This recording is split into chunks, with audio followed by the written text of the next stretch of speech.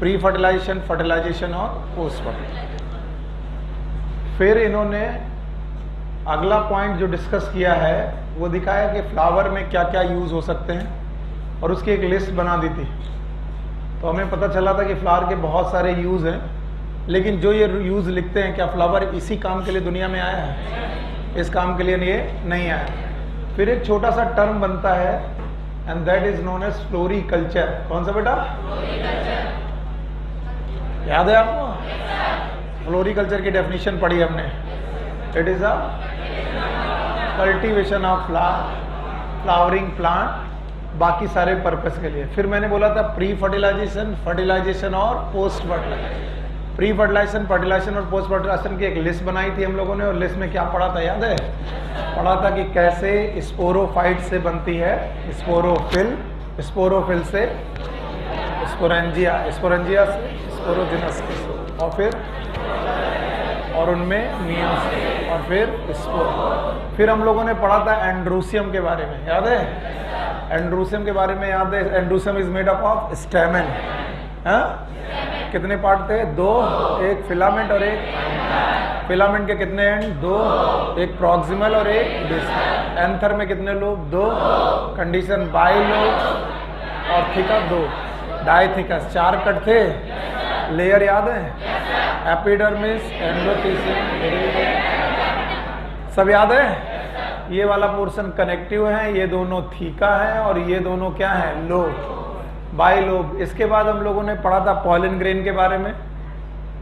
Pollen grain के बारे में सारी बातें पढ़ने के बाद हम लोगों ने देखा था इसकी लेयर कैसी है, और फिर हमारे पास आया था पॉलन से रिलेटेड बातें, कैसे पॉलन डेवलप होता है, बाहर वाला एक्साइन, अंदर वाला इंटाइन।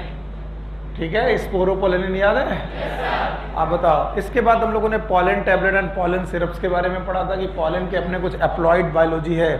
हमने पढ़ा था कि अप्लाइड बायोलॉजी में हम लोगों ने देखा था कि ये लोग एलर्जी भी करते हैं, याद है? और एलर्जी में अस्थमा और ब्रोंकाइटिस। फिर इनके यूजफुल भी काम है, याद है? जैसे pollen syrup and pollen tablet, pollen syrup और पॉलन। फिर हम लोगों ने पढ़ा था बेटा कि इनमें वायबिलिटी भी होती है। इसके बाद हम लोगों ने पढ़ा था गाइनीशियम, एंड्रोसियम की gynoecium. Gynoecium is made up of carpel. 3 part थे, स्टिग्मा, स्टाइल, ओवरी। ओवरी की कैविटी याद है? Ovarian cavity. फिर याद है आपको ओवेरियन कैविटी में ओव्यूल था? ये सीधा है कि उल्टा? उल्टा, ये सीधा नहीं है। डायग्राम देखो, जब कभी भी फ्यूनिकल, माइक्रोपाइल और चलेजा एक सीध में होते हैं तब होता है सीधा। ये सीधा कि उल्टा? सीधा। तो ऑर्थोटॉपस की एनाट्रोपस? आउटर इंटेग्यूमेंट है, इनर इंटेग्यूमेंट है, न्यूक्लियस है, सैक का नाम एम्ब्रियोस। फिर कल मैंने आपको डिटेल में पढ़ाया था एम्ब्रियो सैक 7 सेल और 8 न्यूक्लियोटाइड स्टिक्स कैसे बनाता है। और फिर कल ही मैंने आपको पढ़ाया था पॉलिनेशन। क्या पढ़ाया था? पॉलिनेशन। तो आप देखते जाओ क्या क्या पढ़ लिया। पॉलिनेशन याद है?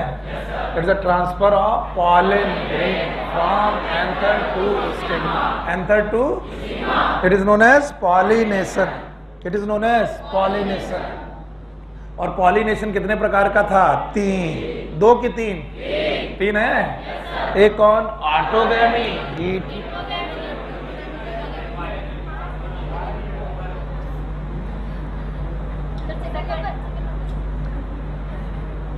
It was autogamy, geitonogamy, xenogamy. याद है ना? चलो खड़े हो, खड़ा करो इन्हें। क्लास छोड़ने वालों को हम बहुत उठाते हैं। चलो, ऑटोगैमी, गीटनोगैमी और जीनोगैमी। अगर क्लास मिस की थी तो पढ़ के आना चाहिए।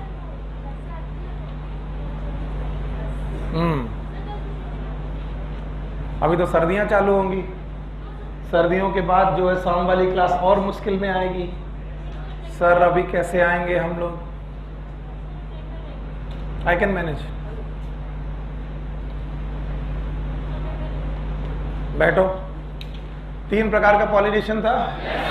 एक कौन? Autogamy, geitonogamy, xenogamy. अच्छा भाई, ऑटोगैमी, गीटनोगैमी और जीनोगैमी में हम लोगों ने देखा था सेल्फ पॉलिनेशन और क्रॉस वाला देखा था। 2 थे सेल्फ पॉलिनेशन, बोलो कौन? ऑटोगैमी। पक्का? तो तीनों में डिफरेंस कोई बता पाएगा? सारे लोग? चलो भाई, ऑटोगैमी, गीटनोगैमी और जीनोगैमी में difference. Same flower, same plant. Different flower, same plant. ठीक। Different plant, different flower, functionally and genetically self. बोलो कौन? ऑटोगैमी। पक्का? Functionally and genetically cross. हाँ? Functionally cross, genetically self. बोलो। हाँ? पक्का? फिर हम लोगों ने ऑटोगैमी की कंडीशंस पढ़ी थी। आप खड़े हो, क्या नाम है आपका? हाँ हाँ, सचिन बेटा, ऑटोगैमी के लिए क्या क्या कंडीशंस जरूरी है? शाबाश। Flower must B bisexual. Anther और स्टिग्मा को दूर दूर की पास पास पास पास। ठीक।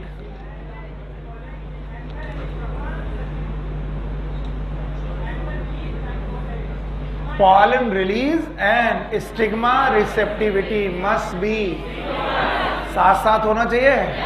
और एक ऐसी कंडीशन थी जिसमें 100% ऑटोगैमी थी। कोई ऐसी कंडीशन याद है? This was a cleistogamous flower. Open flower की क्लोज फ्लावर? क्या आपको याद है कि कुछ प्लांट थे जिसमें कैस्मोगैमस भी है और क्लिस्टोगैमस? याद है? बोलो। एक होगा कौन? वायोला। एक कौन? ऑक्सैलिस। और एक कौन? बातें मत करना। वायोला, शाबाश सचिन, शाबाश। वायोला, ऑक्सैलिस, पक्का? फिर हम लोगों ने कल पढ़ा एजेंट्स ऑफ पॉलिनेशन, क्योंकि पॉलन इज मोटाइल की नॉन मोटाइल? सही जवाब दो। पॉलन मोटाइल की नॉन मोटाइल? तो क्या वो फिक्स है कि बेटा उड़ सकता है? नहीं, अपने आप से नहीं हो। तो फ्री टू मूव है, तो उसको ले जाने वाले एजेंट होंगे।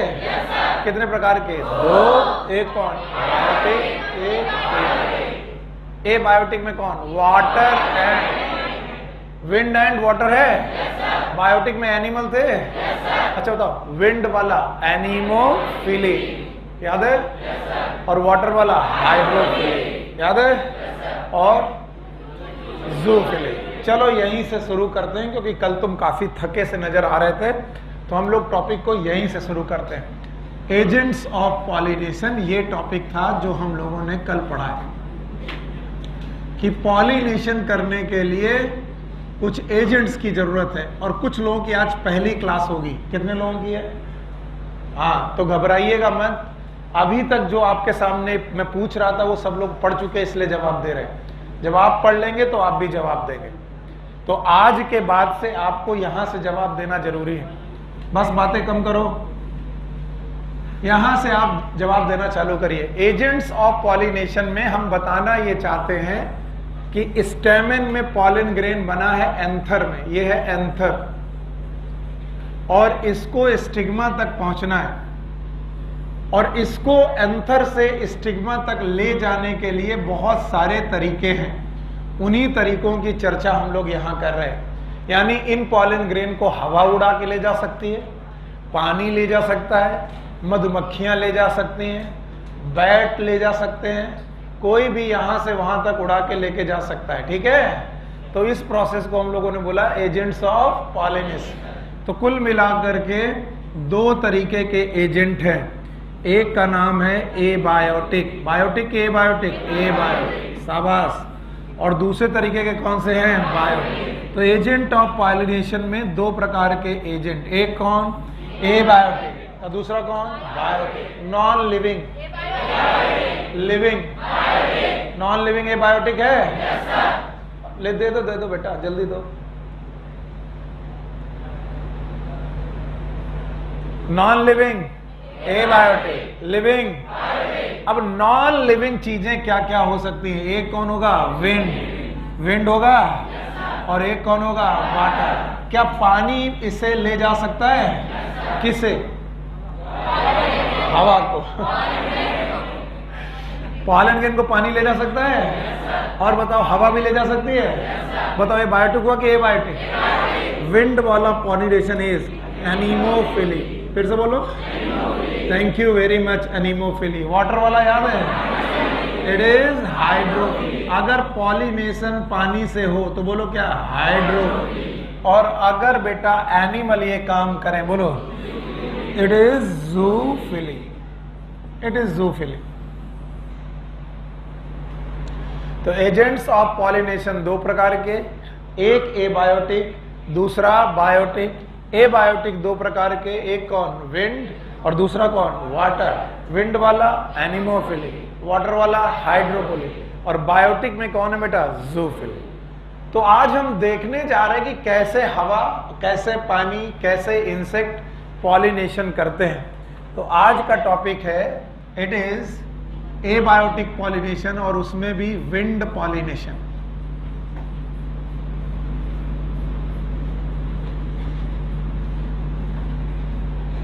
Wind pollination, that is also known as anemophily.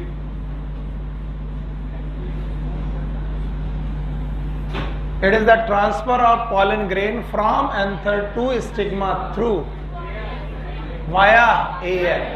Wind के द्वारा ये काम होने लगे, then it is known as anemophily. Okay. हाँ भाई, इसे बोलेंगे हम लोग anemophily। अब ध्यान से सुनेंगे। बोलते हैं विंड जब कभी भी पॉलन ग्रेन को उड़ाकर ले जाएगी तो इसके स्टिग्मा पर पहुंचने के चांसेस बहुत श्योर नहीं है। हवा में उड़ने वाला पॉलन ग्रेन जब भी बेटा स्टिग्मा तक जा रहा होगा तो यहां पहुंचना श्योर है कि बेटा लेस श्योर है, पक्का? तो बताओ पॉलन के लॉस होने के चांसेस कम की ज्यादा? तो पॉलन लॉस के चांसेस बहुत ज्यादा है, और अगर पॉलन लॉस के चांसेस ज्यादा है तो इन लॉस को करना पड़ेगा कॉम्पेंसेट। लॉस को क्या करना पड़ेगा? कॉम्पेंसेट। यानी लॉस को बढ़ाना पड़ेगा कि कम करना पड़ेगा? कम करना। तो लॉस को कॉम्पेंसेट करना है, और जैसे ही हम लोग लॉस को कॉम्पेंसेट करेंगे तो बताइए हम पॉलन का नंबर घटा देंगे कि बढ़ा देंगे? So number of pollen it must be high. Pollen का नंबर हमेशा हाई होना चाहिए। पहला पॉइंट है कि एनीमोफिली में जो पॉलन का नंबर है उसका नंबर कम होना चाहिए कि ज्यादा? ज्यादा। क्यों? क्योंकि पॉलन जब चल रहा होगा तो उसके पहुंचने के चांसेस ज्यादा कि कम? और अगर पहुंचने के चांसेस कम तो लॉसेस, अगर लॉसेस ज्यादा हैं तो बताओ इसे कॉम्पेंसेट करना पड़ेगा। तो मान लो 10 ही लोग चले और 9 लोग मर जाएं तो पहुंचने के चांसेस कितना है? 1 का। और अगर हमें इनके पहुंचने के चांसेस बढ़ाने हैं तो हम लोग 10 भेजें कि 1000? तो कम से कम 10 पहुंचेंगे। तो इस तरीके से हम चांसेस बढ़ाते हैं और इनके नंबर को बड़ा कर दें, नंबर को ज्यादा कर दें। पहला पॉइंट, विंड पॉलिनेशन में पॉलन का नंबर हमेशा ज्यादा होगा, हमेशा ज्यादा होगा। दूसरा पॉइंट, जो पॉलन होना चाहिए, ये पॉइंट नंबर 1 है। दूसरा पॉइंट, जो पॉलन होना चाहिए it must be light, must be light and non sticky.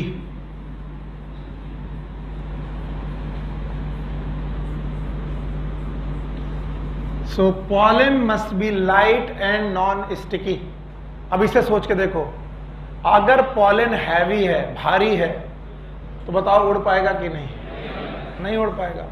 और अगर पॉलन हल्का है तो उड़ जाएगा। तो बताओ अगर हवा में उड़ाना है तो पॉलन को लाइट होना चाहिए कि हैवी?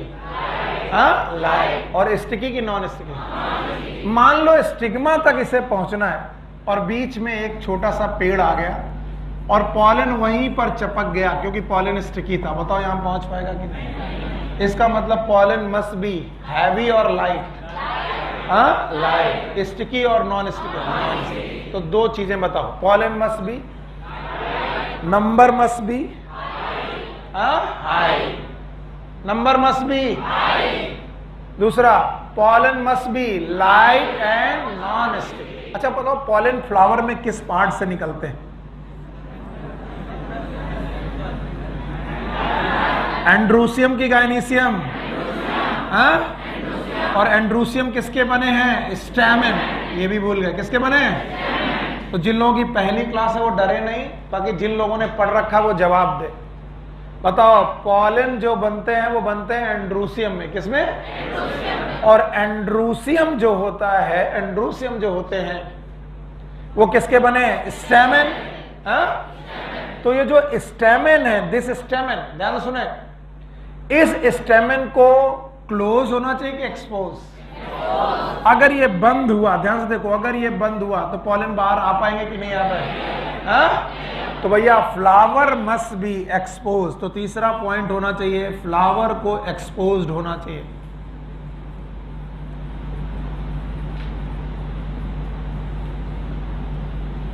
फ्लावर को एक्सपोज्ड होना चाहिए। अगर फ्लावर एक्सपोज्ड है तभी बेटा एक्सपोज फ्लावर से पॉलन ग्रेन बाहर आ पाएंगे। अगर एक्सपोज फ्लावर नहीं है तो पॉलन ग्रेन बाहर नहीं आ पाए। तो भाई तीन बातें मुझे बताओ और बाकी रट्टा मत मारो, सोच के जवाब दो। बताओ, पॉलन किससे चल रहा है? हवा से। तो उसके पहुंचने के चांसेस बहुत ज्यादा हैं, बहुत कम है। तो लॉस होने के चांसेस, लॉस को कंपेंसेट करना पड़ेगा। लॉस को कंपेंसेट करने के कैसे? नंबर ऑफ पॉलन ग्रेन घटाएंगे कि बढ़ाएंगे? तो पहला requirement, number of pollen grain must be high. यहां से कुछ सीख के ही जाना। और जो लोग अपनी मुट्ठियों में लेकर के जाते हैं चीजें, वो हमेशा अच्छे होते हैं, क्योंकि डिस्कस करते वक्त तुम्हें मालूम होते हैं कितने पॉइंट डिस्कस करने। पहला point, pollen must be, number must be high. दूसरा पॉइंट, ये लाइट होना चाहिए, नॉन स्टिकी होना चाहिए। तीसरा, फ्लावर कैसा होना चाहिए? एक्सपोज। फिर से एक्सपोज हो गया। अब सुनो, एक फ्लावर से, एक एंड्रूसियम से पॉलन ग्रेन निकला, ये एक्सपोज भी था, नंबर भी बहुत ज्यादा थे इस पॉलन ग्रेन के, खूब सारे नंबर भी थे, ये नॉन स्टिकी भी था। ध्यान सुनना, ये नॉन स्टिकी भी था और लाइट भी था। लाइट मतलब हल्का, हल्का। अब ये जो पॉलन ग्रेन यहां से चला,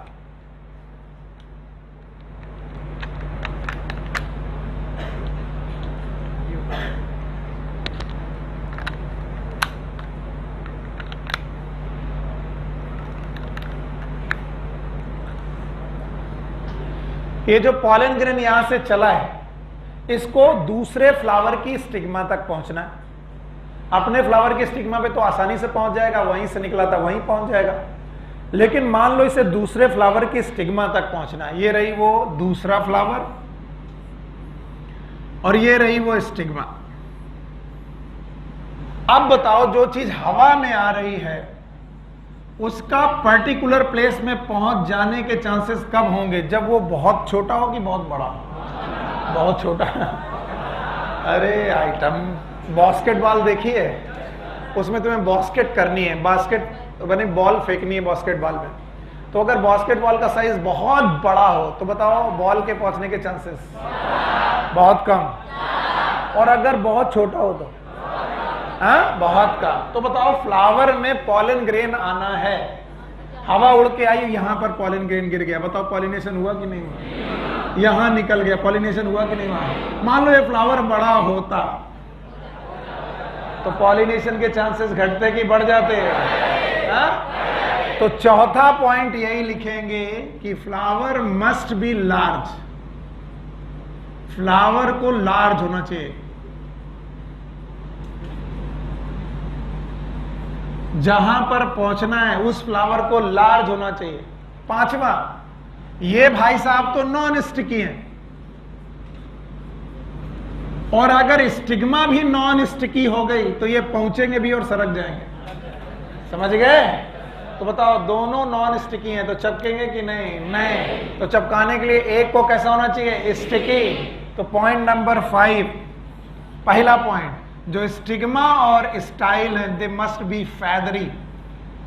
फैदरी मतलब ऐसे बाल खूब निकले होने चाहिए, फैदरी होना चाहिए। और फैदरी के साथ साथ स्टिकी की नॉन स्टिकी? तो stigma must be long, feathery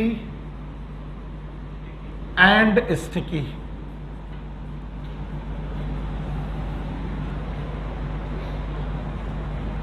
So how many of you know about the भुट्टा? भुट्टा भुट्टा, बाकी कह रहे हैं हम तो कंफ्यूज हैं, भुट्टा क्या होता है? भुट्टा देखा है? हाँ लिख दें, पता नहीं क्या पता है सर, क्या पूछ रहे हैं? भुट्टा। बेटा आप लोग यहाँ कानपुर आते हो, फिर आपको कानपुर की हवा लगती है, कानपुर की हवा लगती है तो फिर आप जाते हो गंगा बैराज घूमने, गंगा बैराज घूमने जाते हो तो वहां पर तुम भुट्टा खाते हो। उनमें से 2-4 लोगों का मन करता है गंगा नहा ले, और फिर गंगा नहाने के लिए 2-4 उतरते हैं, उनमें से एक वापस। ये लगभग हर साल की कहानी है। तो अभी बेटा गंगा नहाने का समय नहीं है, तो वहां पर भुट्टे वगैरह बहुत मिलते हैं, इसलिए याद आ गया मुझे। तो हाँ हम तो बहुत जाते हैं बेटा, हमारा तुम जरूर पूछ लो।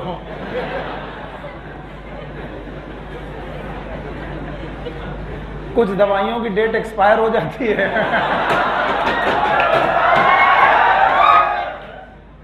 बस खुश। और अगर ये मैं बढ़ा दूं, देखना यहाँ पर क्लास में लोगों की जनसंख्या बढ़ जाएगी। अगर मैं ऐसी बतकही खूब करने लगूं, मजाक करने लगूं, दो अर्थी संवाद करने लगूं, क्या पढ़ाते भाई साहब। अगर डांट दूं कल क्यों नहीं आए थे, ये तो खड़ूस ही रहेगा, खरूस ही मरेगा। हम जानते हैं तुम लोगों की हालत यही है, क्या करोगे? तुम्हारी उम्र में ऐसे ही होता है। सर से पूछ लो, सर क्या कर रहे थे? अरे भैया हमारे बीवी बच्चे हैं, घुमाने ले जाते हैं, और डंडा भी रखते हैं बहुत लंबा, वहां जो वहां मिल जाता है उसको पहले में पूरा 5 क्वेश्चन पूछते हैं। हमारी वाइफ अक्सर पूछती है कि तुम घर में भी पढ़ाते हो, कोचिंग में भी पढ़ाते हो और यहाँ पर भी पढ़ाते हो? हम कहते हैं ऐसे ही मानेंगे तभी सेलेक्ट होंगे। तो जब भी वहां जाओ ये याद रखो, सुनील सर मिलेंगे, कितने क्वेश्चन पूछेंगे? 5 के जवाब दे दोगे तो कोई बात नहीं है, और नहीं दिया तो वहीं पर मुर्गा बनाते हैं। और बताओ सारे लोग आ जा रहे, तुम मुर्गा बने हो। खैर ये जो भुट्टा है, इस भुट्टे से तुमने सिल्की हेयर देखे होंगे, देखे? सर हमने तो जब भी देखा छिला उथला देखा है, लेकिन जिन लोगों ने बंद भुट्टा देखा उसमें सिल्की हेयर देखे? These are stigma and style, style and stigma. याद रखना ये स्टिग्मा और स्टाइल है, और इन्हें छुओगे तो बड़ा चिपचिपा होता है, सॉफ्ट होता है, बाद में स्टिकी भी होता है। इसका मतलब है जब भी पॉलन ग्रेन यहां तक पहुंचेगा, बताओ पॉलन ग्रेन इज स्टिकी कि नॉन स्टिकी? लेकिन stigma and style are sticky. तो बताओ पॉलिनेशन के चांसेस कम है कि ज्यादा? ज्यादा। कब? जब वो कैसे हैं? Long, feathery and sticky. पक्का? अब एक और कहानी बता दो, ये बता चुके हैं। बताओ पॉलन के पहुंचने के चांसेस ज्यादा से ज्यादा कि कम से कम? कम से कम। किसमें? पता नहीं सर, खुद कंफ्यूज है। अभी कह रहा था कि ज्यादा से ज्यादा, आप कह रहा है कम से कम। ये टीचर ही बेवकूफ है। चलो पहले इतना रिवाइज करो, रट्टा मारो। पहले बताओ नंबर मस्ट बी हाई, हो गया? Okay. Number 2 it must be light and non sticky, कोई दिक्कत? Flower must be open, close की open? Open. And it must be large, और अगर लार्ज ना हो तो it should be in group. अगर फ्लावर लार्ज ना हो तो flower should be in group, group में होना चाहिए। ग्रुप में होने पर किसी ना किसी एक का पॉलिनेशन जरूर हो जाएगा। और 5वां पॉइंट जो स्टिग्मा है वो कहनी हो चाहिए long, feathery and sticky, long, feathery and sticky. अब हटाओ, अब बोलो। Number must B, flower must be open, close की ओपन? पक्का? शाबाश, ओपन होना चाहिए। आगे बोलो। अच्छा, लाइट एंड नॉन स्टिकी, पक्का? आगे बोलो। अच्छा, अब बताओ स्टिग्मा एंड स्टाइल हेयरी होनी चाहिए, फैदरी होनी चाहिए, स्टिकी होना चाहिए, दोनों non sticky, pollen is non sticky, stigma is sticky, पक्का? अब ध्यान से सुनो बेटा, मैंने पहले ही बोला है कि एयर का पॉलिनेशन एक चांस फैक्टर है, it is a chance factor.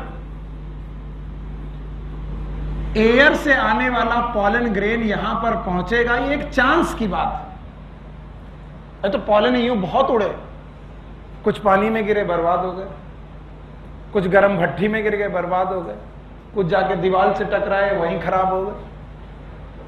कोई पॉलन ग्रेन यहां पहुंचा, तो बताओ पॉलन ग्रेन का स्टिग्मा तक पहुंचना श्योर बात है कि चांस बात है। और वो स्टिग्मा नीचे ओवरी लिए बैठी है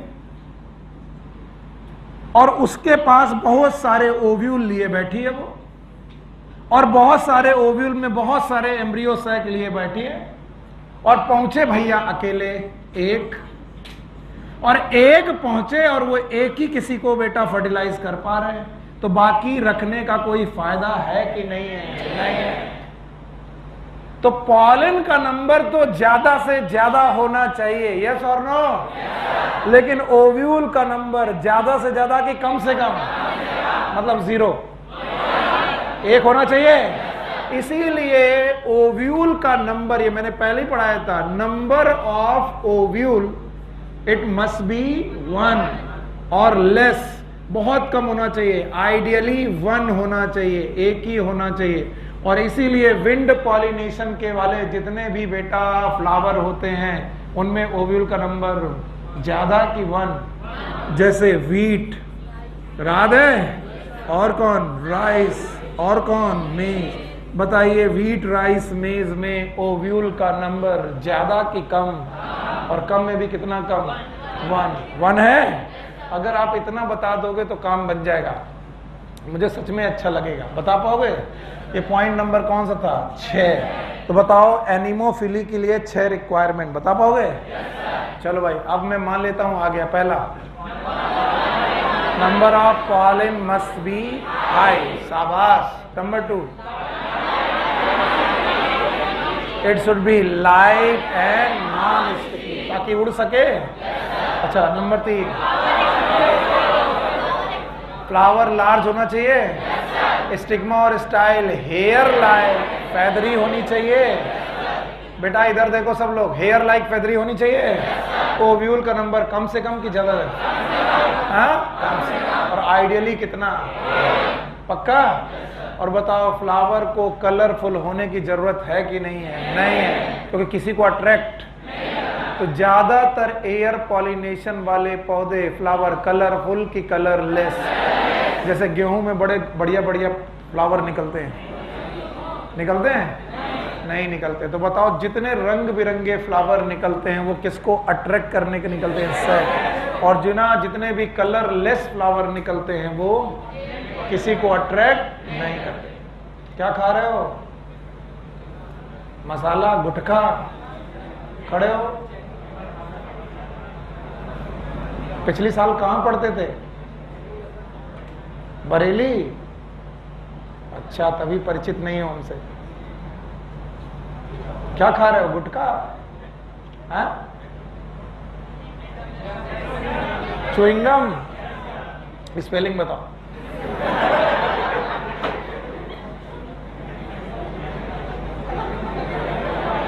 अब निकलना नहीं, निकलना नहीं, निकलना नहीं, निकलने दो इसको, बाहर जाओ।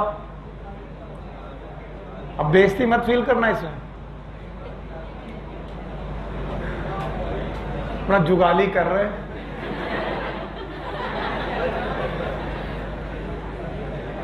वैसे तो गर्मी में मन कम लग रहा, एसी काम ही नहीं कर रहा, कर रहा है तो कुछ चेंज कर सकते हो क्या? अच्छा जब टाइम वेस्ट मत करो भैया, देखो इतनी मुश्किल में बैठे हो, टाइम वेस्ट मत करो। चलो भाई, तो हम लोगों के 6 पॉइंट हो गए विंड पॉलिनेशन पे। विंड पॉलिनेशन के बाद आता है वाटर पॉलिनेशन। टाइम वेस्ट तो बिल्कुल नहीं करना। जो मर मर के पढ़ रहे हैं इससे कुछ तो फायदा होना चाहिए। Water pollination is also known as hydrophily. Pollination by the help of water, it is a rare phenomena.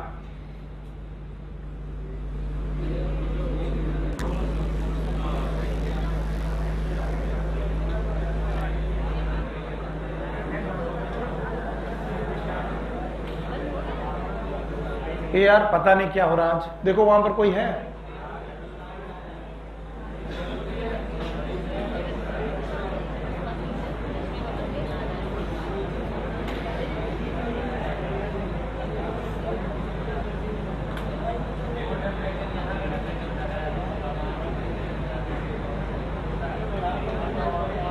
बिल्कुल शांत बेटा।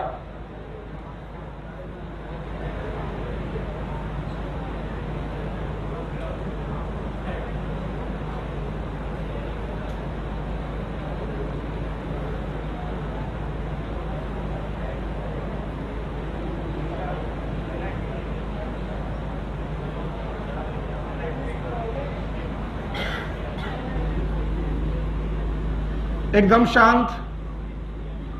वाटर पॉलिनेशन अगेन, हाइड्रोफिली, फिर से मैंने बोला हाइड्रोफिली, और फिर से बोला it is a rare phenomena. बहुत रेयर फिनोमिना है। बहुत कम लोग ऐसे हैं जो लोग वाटर से पॉलिनेशन करते हैं, और वाटर से पॉलिनेशन करने वाले plant they are known as hydrophytes, जलीय पौधे, हाइड्रोफाइट्स। बोलते हैं मोस्टली मोनोकॉट हैं जो ऐसा काम करते हैं, और ऑलमोस्ट 30 जीनस हैं ऐसे, 30 जीनस है। अब कोई जीनस पूछेगा तो भाई मामला मुश्किल में आ जाएगा। मालूम है जीनस, स्पीसीज, फैमिली याद है? तो लगभग 30 जीनस ऐसे हैं जो वाटर पॉलिनेशन कर रहे हैं। यानी water pollination is a very common process और वेरी रेयर, वेरी रेयर। और इसमें भी हाइड्रोफाइट्स ऐसे हैं जो बेटा वाटर पॉलिनेशन कर रहे हैं। एकदम शांति से बैठ रहो, कितनी भी गर्मी लगेगी, सोचोगे तो गर्मी लगेगी, नहीं सोचोगे तो नहीं लगेगी। 5 मिनट मेरे साथ इस पे आइए और ध्यान से समझिए। अगर मैं आपको पॉलिनेशन की बजाय वाटर डिपेंडेंसी सिखाऊं, वाटर डिपेंडेंसी, तो मैं आपको कुछ बातें सिखाने की कोशिश करूंगा। एक तो थी एल्गी, इन्हें बोलते थे fish of plant kingdom. Fish of plant kingdom मतलब मछली जल की, तो उसकी जगह पर क्या बोलेंगे? एल्गी जल की रानी। जीवन उसका, हाथ लगाओगे बाहर निकालोगे। तुम्हें मालूम भी नहीं था कि प्रेप में जो तुमने कविता पढ़ी थी आज काम आएंगे। तो एल्गी पानी पे बहुत डिपेंडेंट है, बिना पानी के नहीं रह सकती। इसी के बाद हम लोगों ने पढ़ाया था ब्रायोफाइटा, याद है आपको? और ब्रायोफाइटा को बोलते थे एम्फीबिया ऑफ प्लांट किंगडम। बोलो क्या बोलते थे? क्या ये प्लांट किंगडम के एम्फीबिया हैं? क्या ये भी मेढकों की तरह हैं? कहीं भी चले जाएं लेकिन पानी की जरूरत है। एल्गी ब्रायो के बाद आता है टेरिडोफाइटा। बोलो कौन आया? टेरिडोफाइटा में भी बेटा वाटर डिपेंडेंसी है, वाटर की काफी जरूरत है। लेकिन जैसे जैसे तुम जिम्नो से एंजियो की तरफ जाओगे, जिम्नोस्पर्म और एंजियोस्पर्म की तरफ जाओगे, वाटर डिपेंडेंसी रेयर होती जाएगी।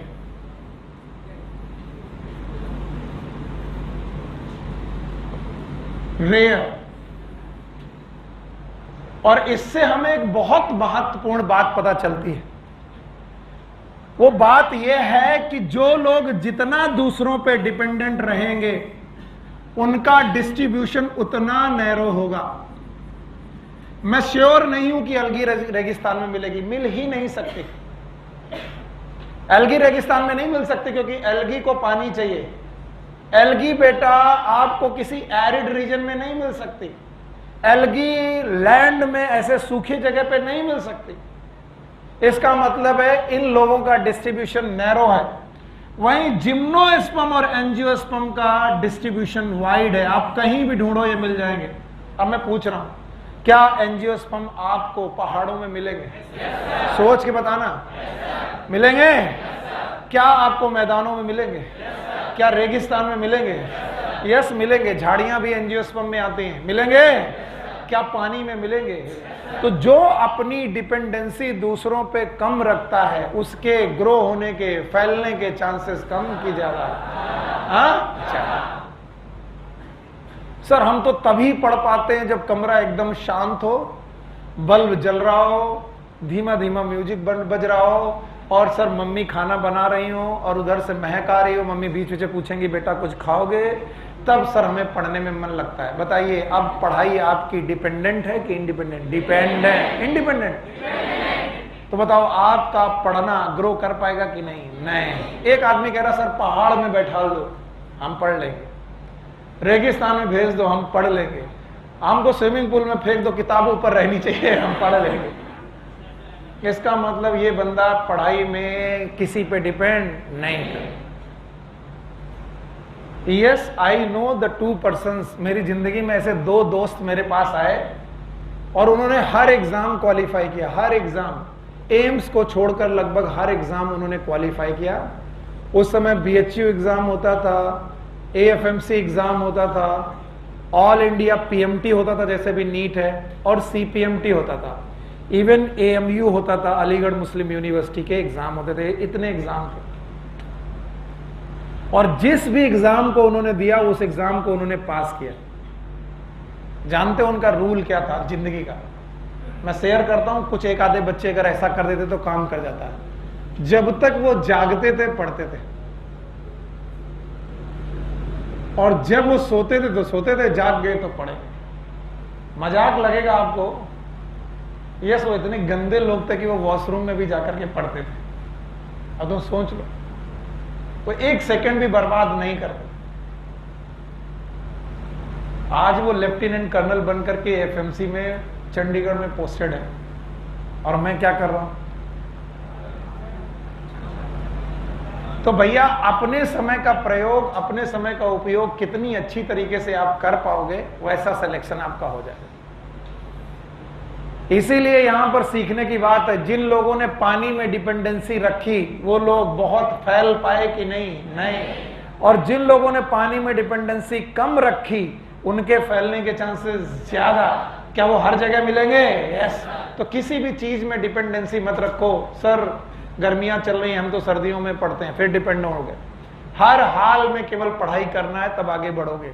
तो अब मैं क्या बताना चाह रहा हूं कि जैसे जैसे तुम हायर प्लांट्स में जाओगे वाटर डिपेंडेंसी कम होगी कि ज्यादा?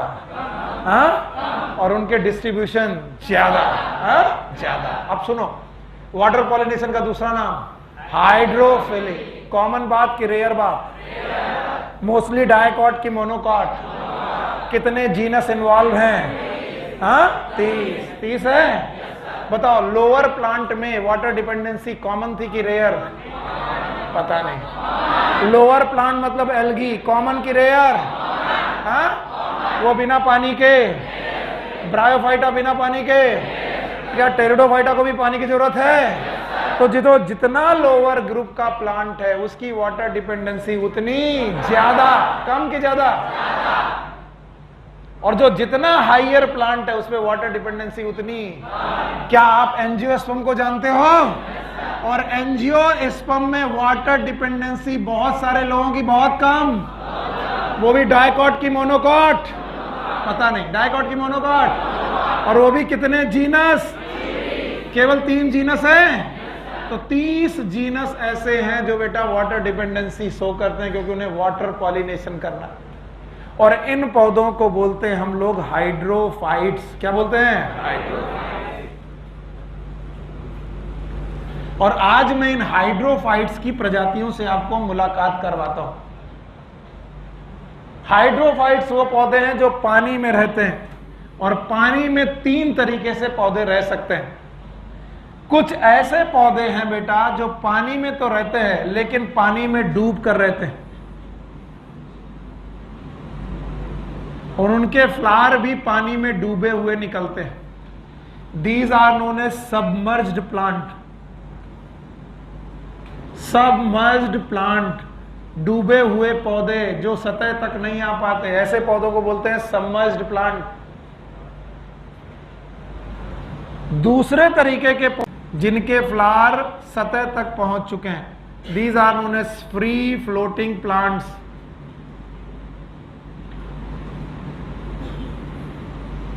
और तीसरे तरीके के पौधे हैं जो बेटा प्लांट पानी में तो हैं लेकिन पानी के ऊपर निकल आए हैं, these are emerged plant.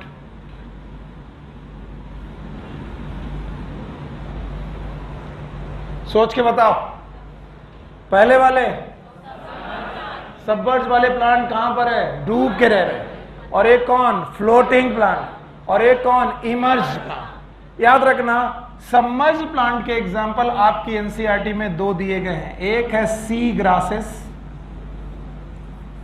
Like Zostera,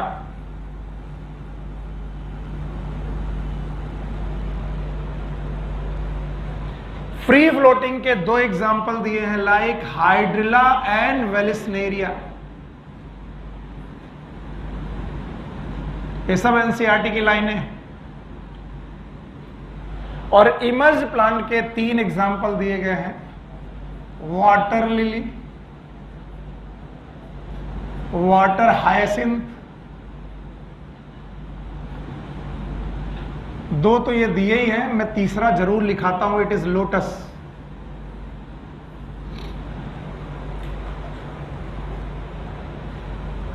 हाँ भाइयों बहनों, एंजियोस्पर्म में वाटर पे डिपेंडेंसी कॉमन की रेयर?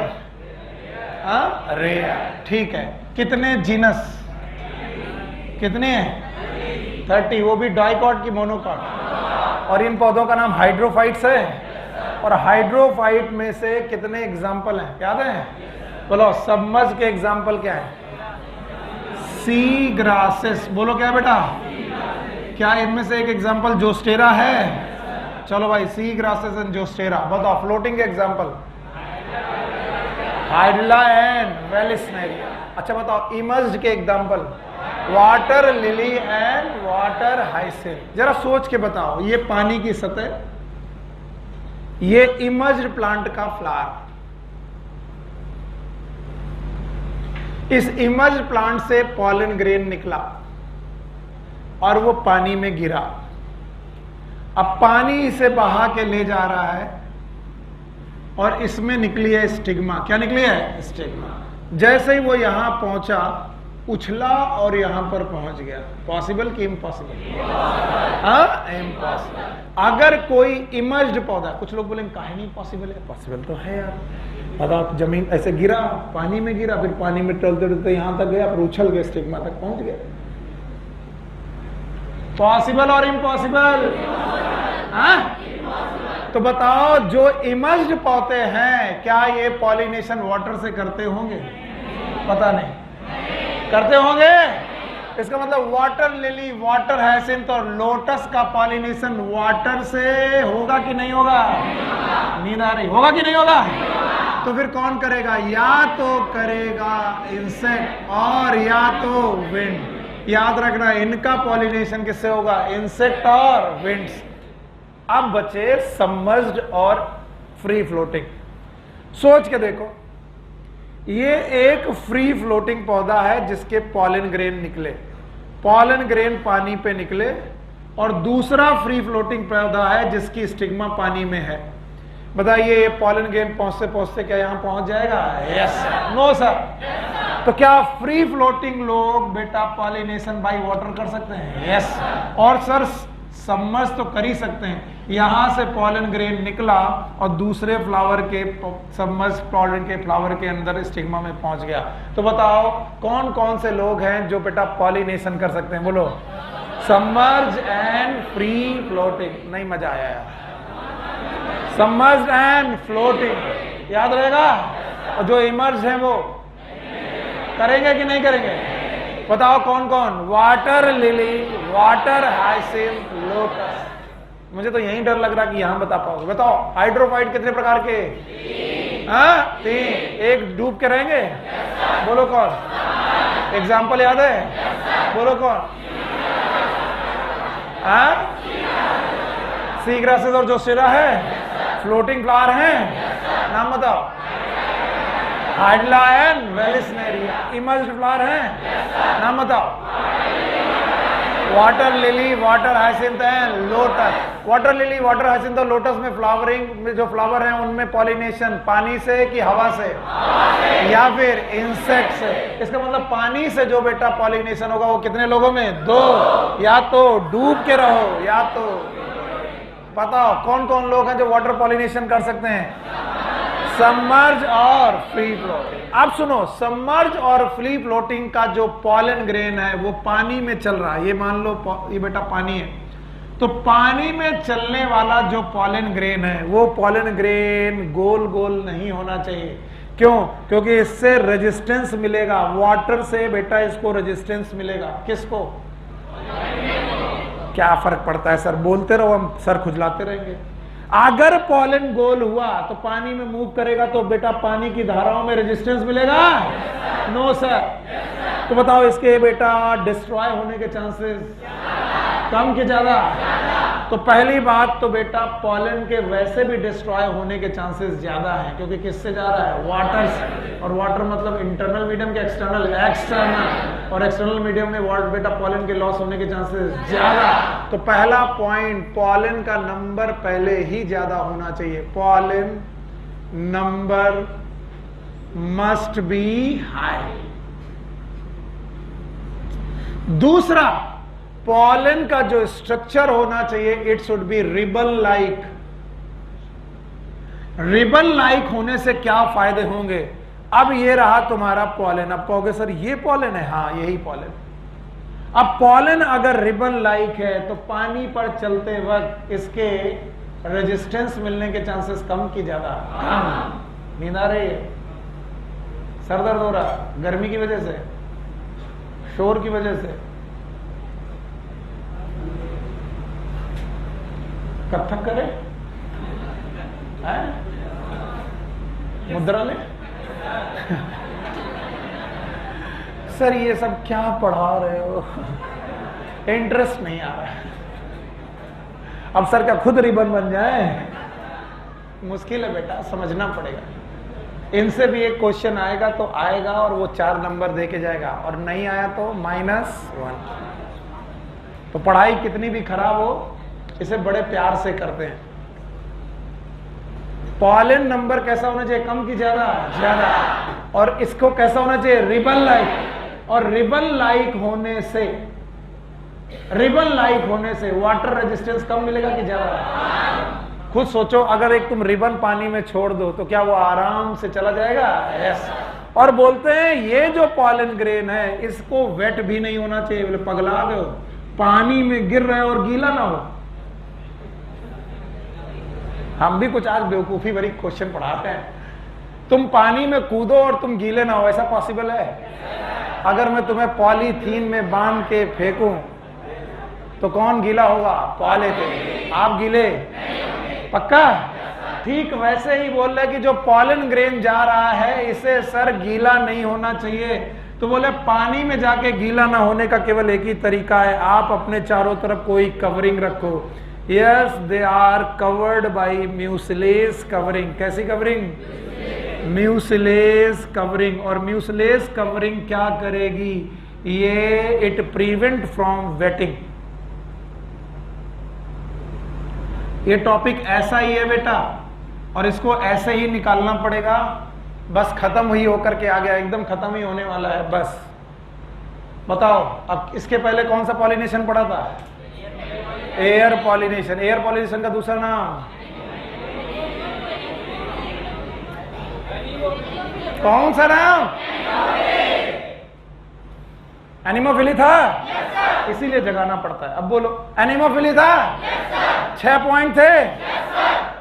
6 के 6 पॉइंट याद है? पॉलन का नंबर ज्यादा? इसका मतलब जाग रहे हो। अच्छा बताओ, it's must be light and non sticky. Flower large होना चाहिए, ओपन होना चाहिए, स्टिग्मा स्टाइल हेयरी होनी चाहिए, पैदरी होनी चाहिए और स्टिकी होनी चाहिए। ओव्यूल का नंबर कम से कम आइडियली। पिंड पॉलिनेशन हो गया। अब ये वाटर पॉलिनेशन दिख रहा है? जिन लोगों को दिख रहा है वो सही पढ़ रहे हैं, बाकी तो जमाई ले रहे थे। दिख रहा है? इट इज वेरी कॉमन, बड़ा रेयर है। लोअर प्लांट याद है? एल्गी में वाटर की डिपेंडेंसी कम, ब्रायोफाइटा में, पेरिडोफाइटा में, जिम्नो एंजियोस्पर्म में कम, एंजियोस्पर्म में सबसे कम। रेयर है। कितने जीनस? डाइकॉट की मोनोकॉट। और यहां पर 3 प्लांट दिखाई पड़ रहे हैं डूब के रहने वाले, फ्लोटिंग इमर। पानी में रहकर पानी में पॉलिनेशन नहीं करते। बोलो कौन? इंसेक्ट से विंड से करते हैं। और जो लोग करते हैं उनकी केवल 3 ही रिक्वायरमेंट है, 3 या 4। पहली रिक्वायरमेंट पॉलन का नंबर ज्यादा, कम के ज्यादा, और इसका शेप, और कैसे कवर होना चाहिए? बोलो कौन? म्यूसिलेट। और ये कलरफुल की कलरलेस? कलरलेस। हाँ, अब आए लाइन से। अब नाउ द एनिमल पॉलिनेशन और the zoophily.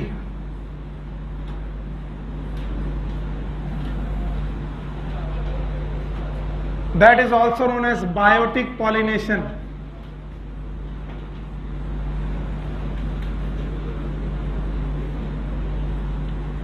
And it is the most common way or the most common pollination. दुनिया में जो भी पॉलिनेशन हो रहा है उसका 70 to 80% पॉलिनेशन केवल इसी तरीके से होता है, एनिमल के द्वारा। और कल एक लिस्ट पढ़ाई थी कि इसमें इंसेक्ट का बड़ा रोल है। क्या इंसेक्ट पॉलिनेशन कर सकते हैं? इसका एग्जाम्पल है एंटमोफिली। बोलो क्या है? एंटमोफिली। इंसेक्ट से द्वारा होने वाला पॉलिनेशन एंटमोफिली कहलाता है। अब आप मेरे पास एनसीईआरटी है तो आप मेरे साथ देखिए, और ध्यान से देखिए।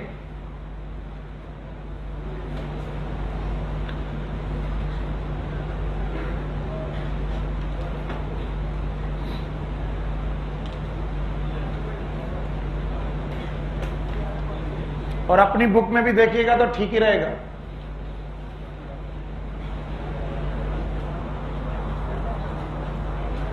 कुछ लाइनें हैं जो आपको लर्न करनी पड़ेंगी। तो वो बेटा, एनिमल से होने वाला पॉलिनेशन इज जूफिली। क्या इसमें इंसेक्ट है? इंसेक्ट से होने वाला पॉलिनेशन इज एंटमोफिली होगा। आप देखिए, एंटमोफिली में हम लोग कौन कौन से इंसेक्ट हैं वो गिनने जा रहे हैं, और उसीलिए मैंने ये बेटा चैप्टर ऑन किया है, और कोई बात नहीं है। यस, ये पेज है। इतने सारे पेज पढ़ डाले 4-5 दिनों में। घर में एनसीईआरटी पढ़ रहे हो? पक्का? समझ में आ रही है? तो चलो अब देखो ध्यान से कि कौन कौन से लोग यहां पर लिखे हुए हैं जो पॉलिनेशन करते हैं। Range of animal as a pollinating agent. अब मैं इंसेक्ट गिन रहा हूं, इंसेक्ट मेरे साथ गिनो। बोलो कौन? Bees, butterfly, flies, beetle, rats, ants, moth. पागल, मैंने केवल इंसेक्ट के नाम लिए थे। इंसेक्ट में तुमने बर्ड जोड़ दी। अब बोलो इंसेक्ट, चिल्ला लो। बोलो कौन? Bees, butterfly, fly, beetle, rats, ants, moth. एक बच्चे ने मुझसे बोला कि सर चींटियां कैसे पॉलिनेशन कर सकते? तो वो लोग नहीं जानते जो लोग कभी गांव में आम के पेड़ पर नहीं चढ़े, वरना जो लोग आम के पेड़ पर चढ़े हैं उन्हें एक एंट से मुलाकात हुई है। नाम बताओ। रेड एंट। लाल लाल चींटी है, और जो एक बार ये चपक जाए भाई साहब, तो फिर आप केवल तालाब ढूंढते हो। तो बहुत सारी चींटियां ऐसी हैं जो बेटा पेड़ों में रहती हैं और जो पॉलिनेशन कर रही हैं। दुनिया का सबसे मेजर पॉलिनेशन हनी बी कर रही है। हनी बी को हनी कलेक्ट करना है और फ्लावर तक जाना ही है, तो हनी बी बेटा सबसे ज्यादा पॉलिनेशन में हेल्प कर रही है। और इंसेक्ट से होने वाले पॉलिनेशन का नाम है एंटमोफिली। हल्के में मत लो किसी भी चीज को, एनसीईआरटी की लाइनें। इसके अलावा बर्ड्स भी फ्लावरिंग कर रही हैं, बर्ड्स। और बर्ड्स की फिली का नाम ऑर्निथोफिली। फिर से बोलो। और ऑर्निथोफिली में दो बर्ड्स के नाम है, बोलो कौन? सन बर्ड एंड हमिंग बर्ड। एक सन बर्ड है और एक हमिंग बर्ड है ना। सुनो हमें क्या है, इंडिया की सबसे छोटी bird it is sun bird, और पूरे विश्व की सबसे छोटी bird it is humming bird. इस हमिंग बर्ड का शेप, साइज एक थंब के बराबर है, आपके अंगूठे के बराबर। This is the only bird of the world that can fly forward and backward. कुछ लोग कहते हैं सर कौवा भी तो फॉरवर्ड बैकवर्ड उड़ता है, ऐसे उड़ रहा था फिर ऐसे हो गया ना। It can be like this. ऐसे कोई पक्षी नहीं उड़ पाता हमिंग बर्ड के अलावा। एक अकेली बर्ड है जो बेटा किसी भी फ्लावर के सामने बहुत तेज पंख फैला फड़फड़ा के रह सकती। That's why the sound is hum, it's the sound of wings. और उसका नेक्टर चूसती है, और जब नेक्टर बेटा सक कर रही होती है उसी समय ये पॉलिनेशन करती है। अब कौवा फूल के ऊपर गया, फूल बचेगा कि गिर जाएगा? तो दो बर्ड्स हैं, एक हमिंग बर्ड और एक सन बर्ड। ये पॉलिनेशन कर रही हैं ये पॉलिनेशन कर रही हैं ताकि आपका ये पॉलिनेशन बर्ड्स के द्वारा हो सके। मैंने इसीलिए यहां पर लिखा इंसेक्ट। तो इंसेक्ट के नाम आपकी बुक्स में लिख लीजिएगा जो जो है। इंसेक्ट से होने वाले पॉलिनेशन एंटमोफिली। बोल पाओगे? बोलो। बीज गए, बीज है, बटरफ्लाई है। इसके अलावा बर्ड्स हैं, बोलो कौन कौन सी बर्ड्स हैं? सन बर्ड और बेटा बहुत गड़बड़ कर रहे हो आज की क्लास। मुझे उतना लेवल में मजा नहीं आ रहा जैसे रोज पढ़ते हो, आज गड़बड़ कर रहे हो।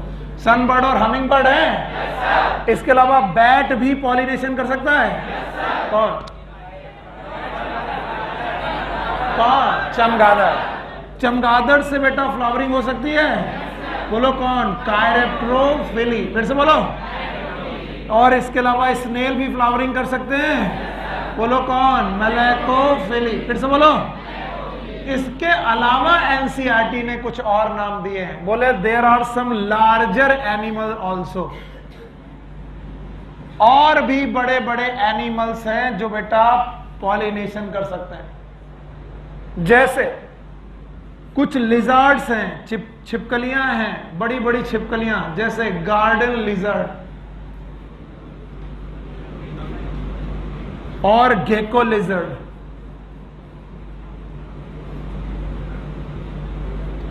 इसके अलावा कुछ मैमल्स हैं, बातें कम करो, जैसे पेड़ों में रहने वाले चूहे, आर्बोरियल रोडेंट्स।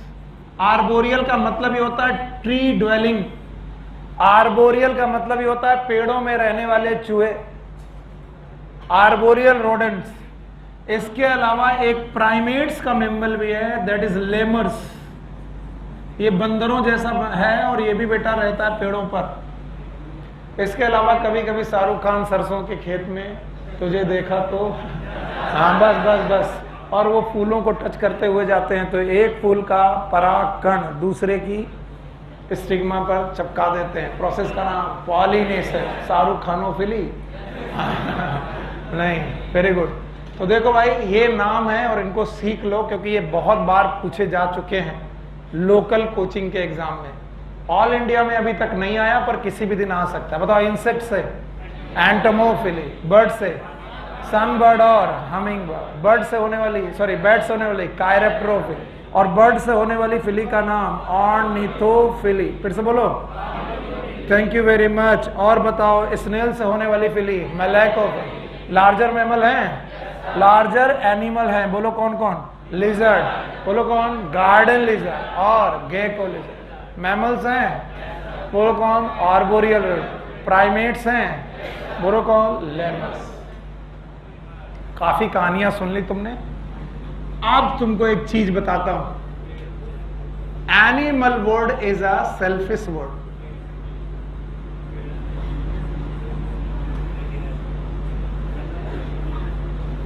ये किसी का काम बिना स्वार्थ के कर ही नहीं सकता।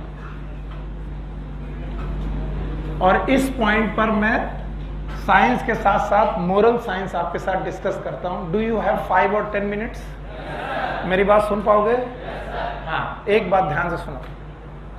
वेदर इट इज बॉयज और girls, most of the time girls in India, उनके लिए बहुत कॉमन बात, बहुत जरूरी बात, अगर कोई भी व्यक्ति आपको कोई भी फेवर कर रहा है और आपको वो फेवर लेना अच्छा लग रहा है, प्लीज इसे डिनाई कर दीजिए, मना कर दीजिए।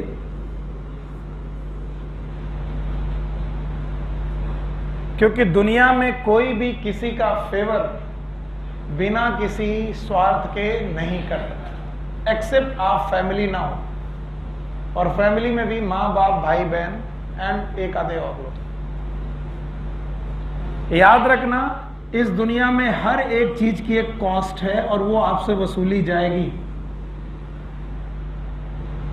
मैंने अपने दोस्त से मदद ली ड्यूरिंग माई एमबीबीएस स्टडीज। कहानी मेरी सुनाने के लिए है नहीं, मैं दुखड़े सुनाता नहीं, लेकिन सुना रहा हूं। मेरे पास पैसे नहीं रहते थे, मैंने मदद ली क्योंकि संडे को मेस ऑफ रहता था।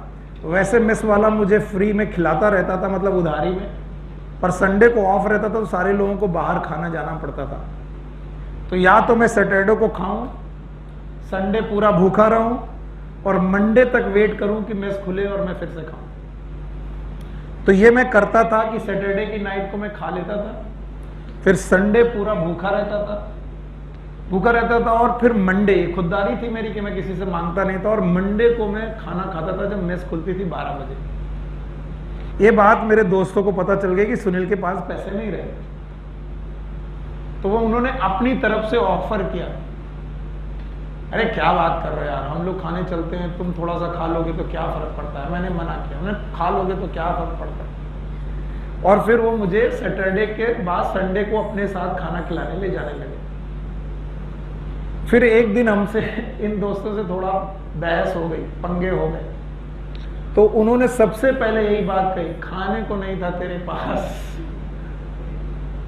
तब हमने तेरे मुंह पे निवाले डाले। उस दिन लगा कि जो खाया है सब उल्टी मार करके बाहर करके इनके मुंह पे मार दो। तो अपनी खुददारी जिंदा रखिए और किसी का फेवर मत लीजिए। ये बॉयज के लिए बोल रहा हूं। Now girls, particular as per आपको बहुत सारे लोग अचानक बहुत सारी चीजें ऑफर करने लगते हैं। चलो ये दिलवा दें, चलो मूवी देख लेते हैं, चलो पार्टी कर लेते हैं, चलो ये कर लेते हैं। It's a trap my dear. आपको भी मजा आता है, बड़े बढ़िया फ्रेंड हैं, बड़े अच्छे लोग हैं, इट्स अ ट्रैप। बस इससे ज्यादा मैं कुछ नहीं कहूंगा। अपनी खुददारी जिंदा रखिए। जब तक किसी भी कंसीडरेशन के बिना कोई फेवर मिले, फेवर लेंगे कि डिनाई करेंगे? नहीं चाहिए। It's okay, thank you very much. अब आप देखिए इस कहानी को मैंने कैसे सिखाया। एक फ्लावर ने कहा कि बहन तुम्हें इतना ही तो करना है कि तुम्हें यहां से पॉलन ग्रेन उठाना है और तुम्हें इस वाली स्टिग्मा पे जाकर के डाल देना है, और तुमको भगवान ने उड़ने के लिए पंख भी दिए हैं और तुम्हारा नाम है इंसेक्ट। तुम्हें तो दिन भर उड़ना है, बेवजह तुमको यहां से वहां उड़ते रहना है। तो हे इंसेक्ट बहन, हे मधुमक्खी, तुम मेरा पॉलन ग्रेन उठाओ और यहां से यहां तक डाल दो। मधुमक्खी बोली, हमारा फायदा क्या है? What is my reward?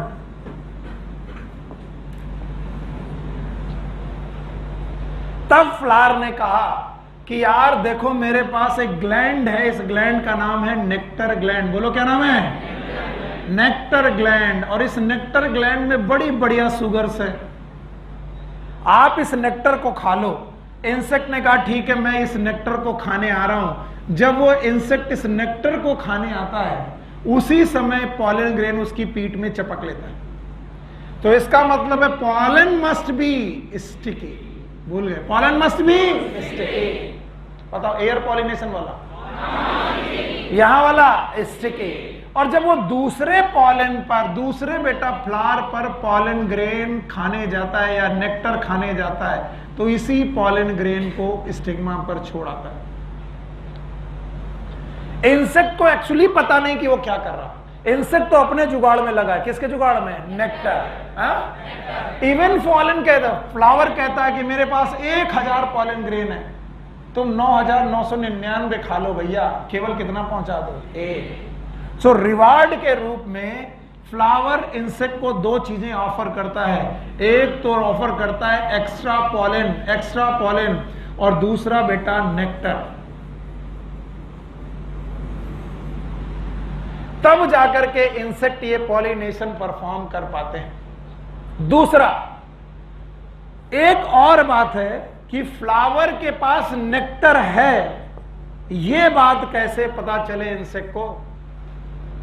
Insect को यह कैसे मालूम चले कि इस फ्लावर में नेक्टर है कि नहीं है? तो बोलेंगे एटलीस्ट एक बार तो विजिट करना पड़ेगा, विजिट करना ही पड़ेगा।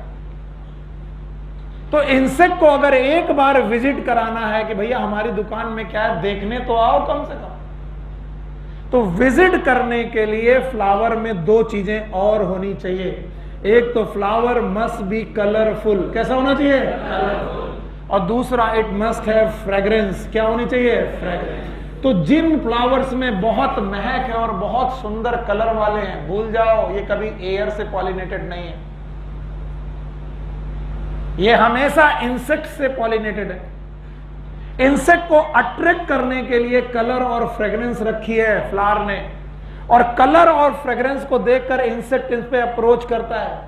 उसने कहा हाँ अच्छे दिख रहे हो, बढ़िया बढ़िया स्मेल है, मैंने सूंघ लिया, अब मैं जा रहा हूं। बोले भैया विजिट किया है तो बार बार विजिट करना। बोले बार बार काहे विजिट करेंगे, देख लिया ना अच्छा कलर है, अच्छी फ्रेग्रेंस है। बोले हमारे पास रिवॉर्ड भी है। क्या है? Reward.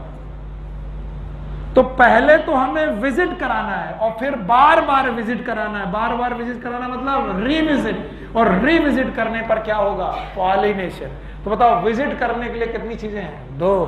1 is colour and fragrance. Fragrance मतलब सुगंध, महक। और बेटा रीविजिट करने के लिए उनके पास क्या है? पॉलन एंड नेक्टर, जो किस रूप में दिए जाते हैं? रिवॉर्ड, रिवॉर्ड्स के रूप में। तो याद रखना ये पॉलन ग्रेन स्टिकी होंगे कि नॉन स्टिकी? स्टिकी। फ्लावर कैसा होगा? कलरफुल। जवाब दो नहीं तो गड़बड़ होगा। फ्लावर कैसा होगा? फ्रेग्रेंस होगी, पॉलन और नेक्टर होंगे। तो बताओ एनिमल वर्ल्ड में कोई भी काम बिना सेल्फिश कंडीशन के हो रहा है? नहीं। नदियां पहुंचा देंगी तुम्हारा पॉलन ग्रेन, हवा पहुंचा देगी तुम्हारा पॉलन ग्रेन, लेकिन जब इंसेक्ट पॉलन ग्रेन पहुंचाएगा तो क्या मांगेगा? रिवार्ड। और रिवार्ड के पहले मांगेगा क्या? विजिट। विजिट करने के लिए कितनी चीजें हैं? 2। एक कौन? कलर, दूसरा कौन? फ्रेग्रेंस। रिविजिट करने के लिए कितनी चीजें हैं? 2। एक कौन? पॉलन ग्रेन, और एक कौन? नेक्टर। ये क्या है? रिवार्ड। अब मैं इसको ऐसे कर दूं, बता पाओगे? बताओ विजिट करने के लिए बोलो कौन? Colour and fragrance. और रिविजिट करने के लिए रिवार्ड है, और कौन? Pollen and nectar. कुछ लोग विजिट करने के लिए अपने आप को बैड स्मेल वाला फ्लावर बनाते हैं, फाउल ऑर्डर। कुछ फ्लावर की सुगंध आप ले ही नहीं पाओगे, फाउल ऑर्डर वाले एकदम बदबूदार फ्लावर होते हैं। क्यों? क्योंकि कुछ इंसेक्ट हैं जैसे कि बीटल्स एंड फ्लाइज, ये बैड स्मेल की तरफ अट्रैक्ट होते हैं। और ये बात भी एनसीईआरटी में लिखी है कि flies and beetles they attract towards fragrance और foul odour. Foul odour, foul odour मतलब खुशबू की बदबू। बदबू। तो बताओ कुछ फ्लावर बदबूदार क्यों होते हैं? किसको अट्रैक्ट करते हैं? Beetles and flies. Thank you very much. अच्छा बताओ, विजिट करने के लिए 4 चीजें हो गई, कलर, फ्रेग्रेंस, फाउल ऑर्डर। और रिवार्ड के लिए, रिवार्ड के लिए पॉलन और नेक्टर चाहिए। बार बार इंसेक्ट विजिट करेगा और पॉलिनेशन हो जाएगा। जानबूझ के करेगा कि धोखे से? धोखे से। कैसे? जब वो एक फ्लावर का नेक्टर लेने जाएगा तो क्या उसकी पीठ में कुछ चिपक जाएगा? कौन? पॉलन ग्रेन चिपक जाएंगे। जब दूसरे फ्लावर के पास जाएंगे तो क्या वो पॉलन ग्रेन स्टिग्मा तक छोड़ आएंगे? और इस तरीके से क्या हो जाएगा? पॉलिनेशन। बोलो क्या होगा? क्या पॉलिनेशन करने के लिए उन्हें रिवार्ड दिया जा रहा है? जनरली रिवार्ड में कितनी चीजें हैं? 2। एक कौन? पॉलन ग्रेन और एक नेक्टर।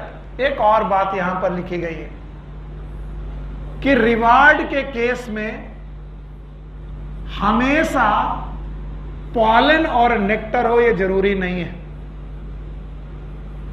रिवार्ड हमेशा पॉलन या फिर नेक्टर हो ये जरूरी नहीं है। जैसे दुनिया का सबसे tallest flower, the tallest flower of the world,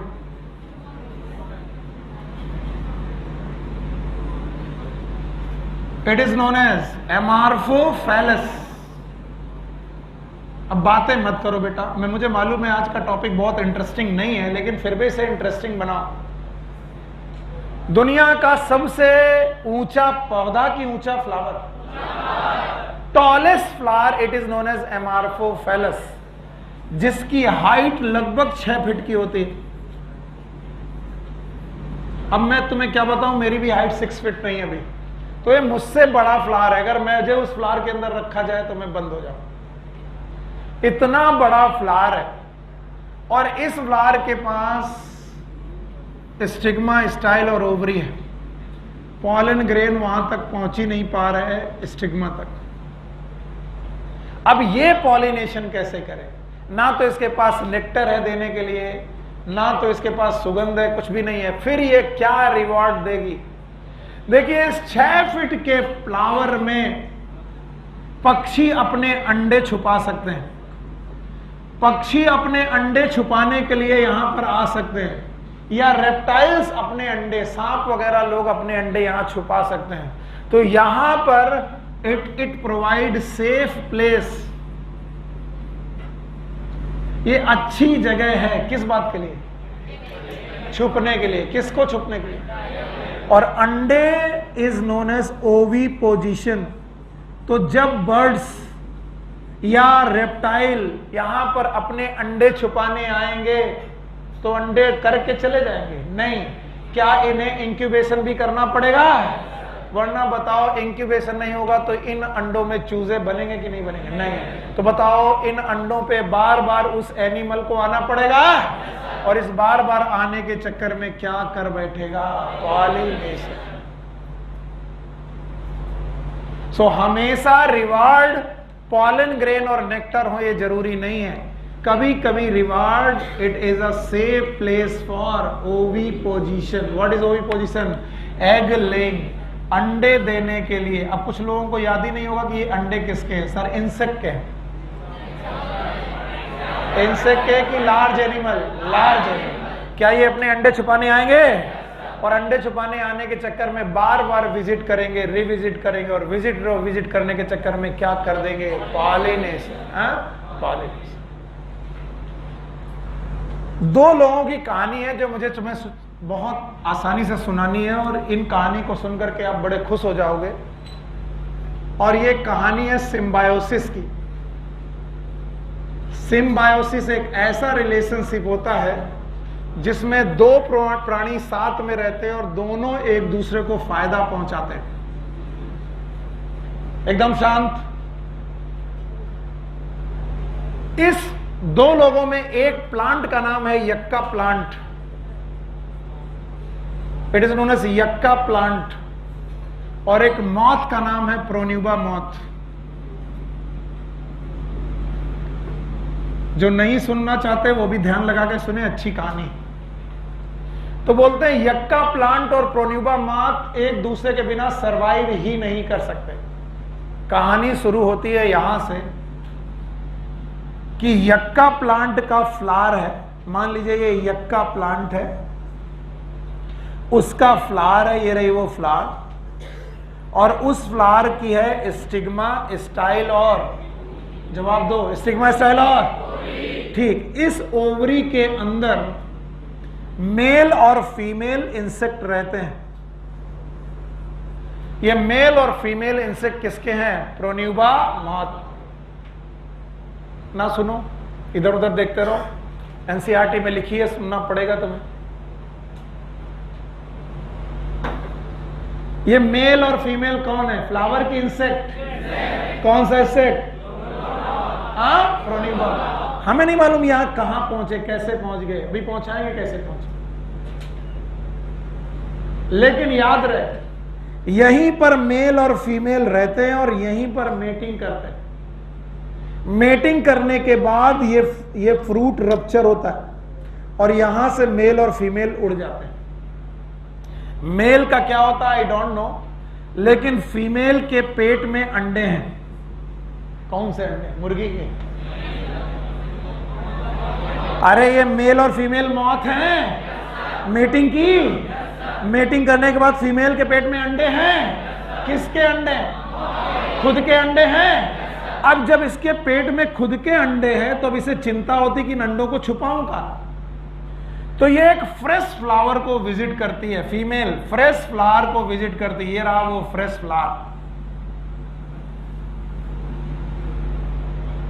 और इस फ्रेश फ्लावर में अपने ओविपोजिटर के द्वारा, ओविपोजिटर इसका निडल शेप का होता है, एकदम निडल जैसा होता है, खुद फ्लावर में नहीं घुसती, अपना ओविपोजिटर घुसा करके यहां पर अपने सारे अंडे छोड़ देती है। जो ये फीमेल अपने अंडे को यहां पर छोड़ देती है, इसके बाद उड़ के बाहर आती है। जब ये उड़ के बाहर आती है वो सोचती मैंने अंडे तो यहां पर छोड़ दिए, लेकिन जब ये अंडे बनेंगे मौत तब खाएंगे क्या?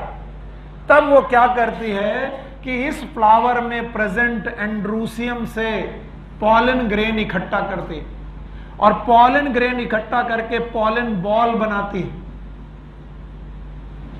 और पॉलन बॉल बना करके उसे प्रेस करती है कि वो नीचे चला जाए। ये फीमेल मॉथ कर रही है। कौन मॉथ? प्रोन्यूबा मॉथ। और जब ये इंश्योर हो जाती है कि पॉलिनेशन हो गया तब ये उड़ जाती है और कुछ दिनों बाद मर जाती है। मेल पहले मर गया, फीमेल भी मर गई, अब ये अंडे पड़े हुए हैं। इन अंडों की हैचिंग और पॉलिनेशन और फर्टिलाइजेशन का टाइम लगभग एक जैसा। पॉलिनेशन फर्टिलाइजेशन के बाद इस यक्का प्लांट के बनेंगे सीड। क्या बनेंगे? सीड। इन सीड पर ये अंडों से निकलने वाले मॉथ फीड करेंगे और इन्हीं में होंगे एक मेल और एक फीमेल। फिर क्या करेंगे? मेटिंग। क्या करेंगे?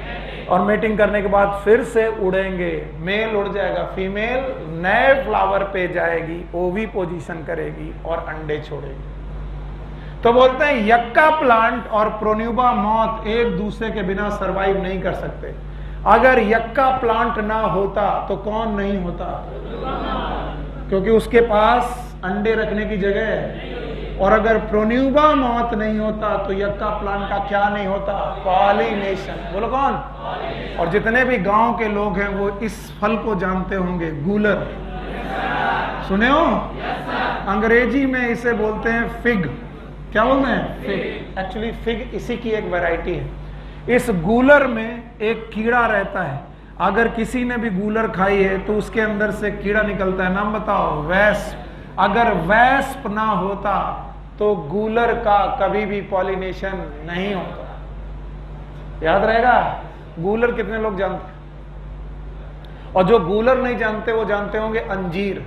अंजीर कितने लोग जानते हैं? जंजीर नहीं, अंजीर। तो अंजीर और गूलर लगभग एक ही प्रकार के प्राणी हैं। तो इनका जो पॉलिनेशन है एक वेस्प के द्वारा होता है। और जितने लोगों ने गूलर खाई है वो जानते हैं जब वो गूलर खोलते हैं उससे क्या निकलता है? वेस्प। अगर वो वेस्प ना होता तो पॉलिनेशन नहीं।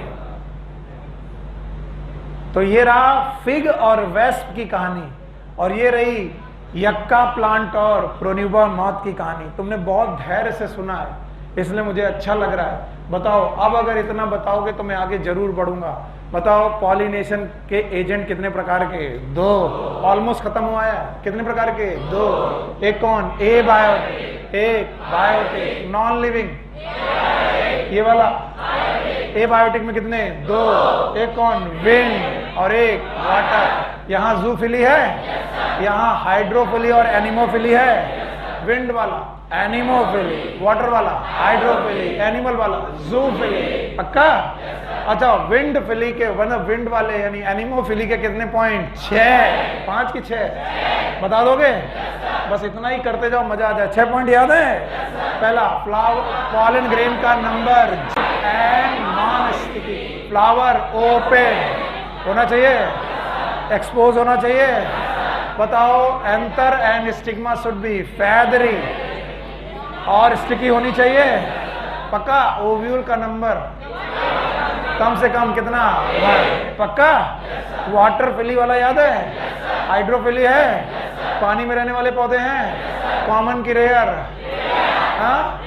30 जीनस हैं। मोनोकॉट है, 3 प्रकार के पौधे हैं। डूब के रहने वाले बेटा, फ्लोट कर, फ्लोटिंग और इमर्ज। इमर्ज के 2 एग्जांपल हैं, water lily, water hyacinth. Insect से और विंड से। पक्का? बाकी पानी से करेंगे। पानी से करने वालों का पॉलन ग्रेन का नंबर ज्यादा। रिबन शेप होना चाहिए, गीला होने से बचना चाहिए। म्यूसिलेजिनस शीत होनी चाहिए। नो सर, म्यूसिलेजिनस शीत होनी चाहिए। क्या ये वेटिंग से बचाएगा? बताओ, इन्हें कलर की जरूरत, फ्रेग्रेंस की जरूरत? क्या बायोटिक में कलर और फ्रेग्रेंस चाहिए विजिट करने के लिए? रिविजिट करने के लिए बेटा रिवार्ड चाहिए। जनरली रिवार्ड क्या होंगे? Pollen and nectar. क्या ये हमेशा होंगे? कभी कभी बेटा सेफ प्लेस होगा। एमार्फोफेलस याद है? दुनिया का टॉलेस्ट प्लांट है। टॉलेस्ट प्लांट की फ्लावर क्या 6 फीट का है? इसमें लोग अंडे देते हैं और ओवी पोजीशन करने के दौरान पॉलिनेशन कर देते हैं। क्या यक्का प्लांट याद है? प्रोन्यूबा मॉथ याद है? फिग याद है? वेस्प याद है? और भाइयों बहनों, एक है लुटेरा, it is known as pollen robber. ये वो इंसेक्ट हैं जो पॉलन तो पूरा चट कर जाते हैं और पॉलिनेशन नहीं करते। यानी ये एक फ्लावर के जितने भी पॉलन ग्रेन होते हैं उनको सबको खा जाते हैं। और जब पूरे पॉलन खा जाते हैं तो बताओ पॉलिनेशन करेंगे कि नहीं करेंगे? नहीं करेंगे। So pollen robbers are the insect which feed upon pollens but there is no pollination। पॉलन तो खा लिया लेकिन पॉलिनेशन नहीं किया, और ऐसे लोगों को हम लोग बोलते हैं पॉलन रॉबर्स। तो ये आखिरी पॉइंट था जो एजेंट ऑफ पॉलिनेशन में आपको मालूम होना चाहिए। एजेंट ऑफ पॉलिनेशन में ऑलमोस्ट सारी चीजें आपने सही से सीखी। एक छोटा सा टॉपिक है, इसको बिना पढ़ाए मैं जाने नहीं दूंगा, इसलिए बहुत ध्यान से सुनना। मुझे मालूम है तुम थक चुके होते, तुम्हें लगता है 7:30 पे सर छोड़ दे, अब मैं नहीं छोड़ूंगा। जल्दी और ध्यान से समझने की कोशिश करिएगा। मैं आपको एक प्लांट बता रहा हूं, रिलैक्स हो जाओ बेटा, रिलैक्स एकदम, और मूड बनाओ कि अभी आधे घंटे बैठना। हाँ, अपने आप को इंफॉर्मेशन दो, ये छोड़ेगा नहीं, बदतमीज है। याद रखना, ये एक प्लांट है, इस प्लांट की प्रोडक्टिविटी बहुत ज्यादा है, पैदावार बहुत ज्यादा है।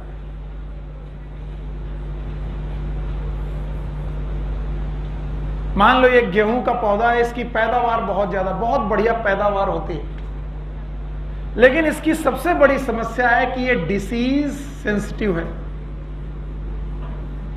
इसमें बीमारियां बहुत जल्दी लग जाती हैं। इस प्लांट की खास बात है, अगर बीमारी ना लगे तो पैदावार बहुत है।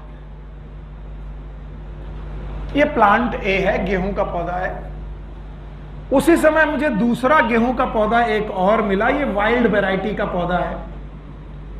इसकी प्रोडक्टिविटी बहुत कम है।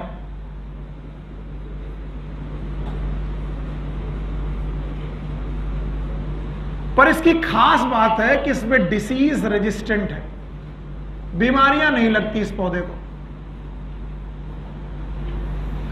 यह प्लांट बी है। अब हमने क्या किया कि प्लांट ए का पॉलन ग्रेन उठाया, एंथर से पॉलन ग्रेन उठाया और प्लांट बी की स्टिग्मा पे जाकर के डिपॉजिट कर दिया। और प्लांट ए का पॉलन ग्रेन से प्लांट बी की स्टिग्मा पर पहुंचने के बाद हुआ पॉलिनेशन, और इस पॉलिनेशन से सीड बने, मतलब फर्टिलाइजेशन के बाद सीड बने, और उन सीड को मैंने ग्रो कराया। और जब मैं सीड को ग्रो कराया तो मैंने देखा क्या कि मुझे एक प्लांट मिला सी, और इस सी प्लांट में भाई साहब प्रोडक्टिविटी भी ज्यादा है और ये डिसीज रेजिस्टेंट भी है। हमने कहा कमाल हो गया, ये जो प्लांट है इस प्लांट में दोनों डिजायर्ड कैरेक्टर है। मेरे साथ बोलो, प्रोडक्टिविटी ज्यादा होना, डिजायर्ड की अनडिजायर्ड। नींद आ रही है? डिजायर्ड की अनडिजायर्ड। और डिसीज होना, और बताओ प्रोडक्टिविटी कम होना और डिसीज रेजिस्टेंट होना, डिजायर। पक्का? अब हमने क्या किया कि इन दोनों पौधों की करा दी क्रॉस पॉलिनेशन, क्रॉस ब्रीडिंग। जवाब चाहिए सब लोगों से, क्या करा दी? बताओ, ऑटोगैमी कराई, गीटनोगैमी कराई कि जीनोगैमी? जीनोगैमी। और जीनोगैमी कराने के बाद एक पौधा मिला जिसका नाम रखा हाइब्रिड। बोलो क्या नाम है? और इस हाइब्रिड में एक डिजायर्ड कैरेक्टर की दोनों।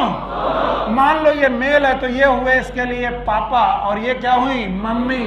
तो बताओ इस पौधे के लिए पापा और मम्मी दोनों के अनडिजायर्ड कैरेक्टर है कि डिजायर्ड? डिजायर्ड। और ऐसे पौधे का नाम हाइब्रिड। बोलो क्या नाम है? हाइब्रिड। अभी भी नहीं आया। बताओ ये मेल पौधा था?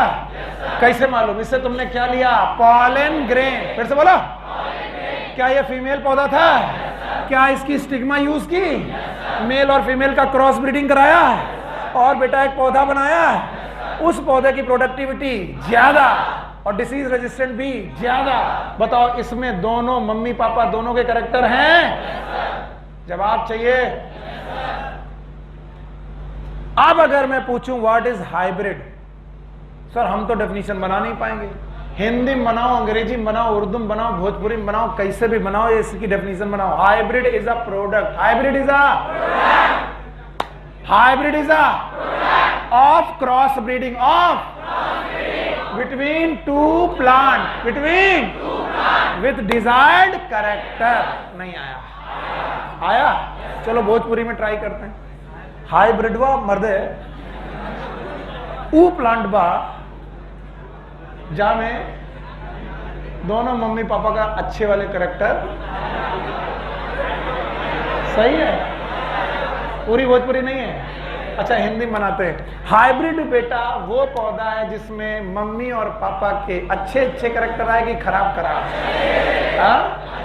और अब बायोलॉजिकल वाली डेफिनेशन होनी चाहिए जो सबको आनी चाहिए। Hybrid is a product. Hybrid is a product of cross breeding between two plant with desired की अनडिजायर्ड? डिजायर्ड। और भाइयों बहनों अब काम करना है तुम्हें। बताइए ये अगर पापा हैं तो बताओ पापा से बच्चा अच्छा कि खराब? और मम्मा से अच्छा कि खराब? बताओ पापा से किस बात में अच्छा? प्रोडक्टिविटी तो पापा के बराबर, पापा के बराबर प्रोडक्टिविटी है। लेकिन पापा कैसे हैं? Disease sensitive. और ये पक्का? अच्छा तो मम्मी से अच्छा है किस बात में? मम्मी जैसा डिसीज रेजिस्टेंट है लेकिन मम्मी की प्रोडक्टिविटी कम, इसकी ज्यादा। पक्का? अब याद रखना हाइब्रिड हमेशा अपने पेरेंट से सुपीरियर होता है। This condition is known as hybrid superiority. Hybrid superiority. It is also known as heterosis.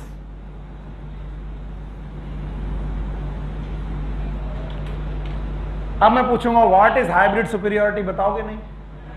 It is the superiority of the hybrid upon either of the parent. दोनों ही पेरेंट के ऊपर ये प्लांट इंफीरियर की सुपीरियर? Superior. This is also known as hybrid vigour. बड़ी दूर से तुम्हें मैं ढो के लाया हूं इस टॉपिक के लिए, इसलिए निराश मत करना। मैं चाहे 10 बार इसको पूछ लूं तो मुझे बता दो, लेकिन जब निराश कर दोगे तो मामला बिगड़ जाएगा और मुझे लगेगा इतना टाइम वेस्ट गया। और ये टॉपिक एनसीईआरटी में ऐसे दिया भी नहीं है, मैं केवल अभी भूमिका तैयार कर रहा हूं कि तुम्हें समझ में आ जाए। Now what is hybrid? बोलना सीखो बस। It is a product. काहे का product? Cross breeding between two plant with desired character. Hybrid is always inferior और superior? Superior upon either of the plant. और बोलते हैं अगर हाइब्रिड सुपीरियर है तो ये सुपीरियर ही बना रहेगा तब तक जब तक इसकी सेल्फ ब्रीडिंग ना हो जाए। सेल्फ ब्रीडिंग ना हो जाए, सेल्फ ब्रीडिंग और इन ब्रीडिंग ना हो जाए। अब मरे आधे से ज्यादा लोग, यहीं पर जाके मरे। सर अब फिर से बताइए क्या? जैसे जैसे सेल्फ ब्रीडिंग होने लगती है, क्या होने लगती है? फिर से बोलो। हाइब्रिड कैरेक्टर लॉस होने लगते हैं। हाइब्रिड कैरेक्टर गेन होते हैं कि लॉस होते हैं? हाइब्रिड कैरेक्टर लॉस होने लगते हैं और बंदा हाइब्रिड से बनने लगता है प्योर ब्रीड। बोलो क्या? प्योर ब्रीड की hybrid? Pure breed. I am sorry, कोई धार्मिक बात नहीं है, किसी को दिल से मत लगाना और ना कभी लड़ाई झगड़ा करना। धर्म के मामले में तो कभी नहीं। मुझे केवल एग्जाम्पल देते वक्त एग्जाम्पल देने पड़ते हैं, इसलिए दे रहा हूं। जैसे मैंने टीनिया सोलियम के बारे में दिया था कि मुस्लिम्स को टीनिया सोलियम नहीं हो सकता क्योंकि वो सुअर का मांस नहीं खाते। ठीक वैसे ही Muslims they claim they are the pure breed. Pure breed कहने का कारण उनका साइंटिफिक है। जस्ट बिकॉज उनकी मैरिजेस ज्यादातर समय पे, अभी तो नहीं होती, ज्यादातर समय पर कैसी होती थी बेटा? फैमिलीज में। और फैमिलीज में ब्रीडिंग करना, it is something like in breeding और self breeding, and self breeding create pure breed. क्या क्रिएट करता है? Pure breed. क्यों? आपके कौन से कैरेक्टर लॉस होने लगते हैं? Hybrid. So you loss your hybrid characters और यू बिकम प्योर ब्रीड। और अगर आप हाइब्रिड कैरेक्टर लॉस करने लगे तो प्रोडक्टिविटी बढ़ने की कम होने लगी, डिसीज रेजिस्टेंस बढ़ने लगे, कम होने लगा, कम। इसका मतलब है हाइब्रिड कैरेक्टर का लॉस हो जाना, this is known as inbreeding depression. बोलो क्या नाम है?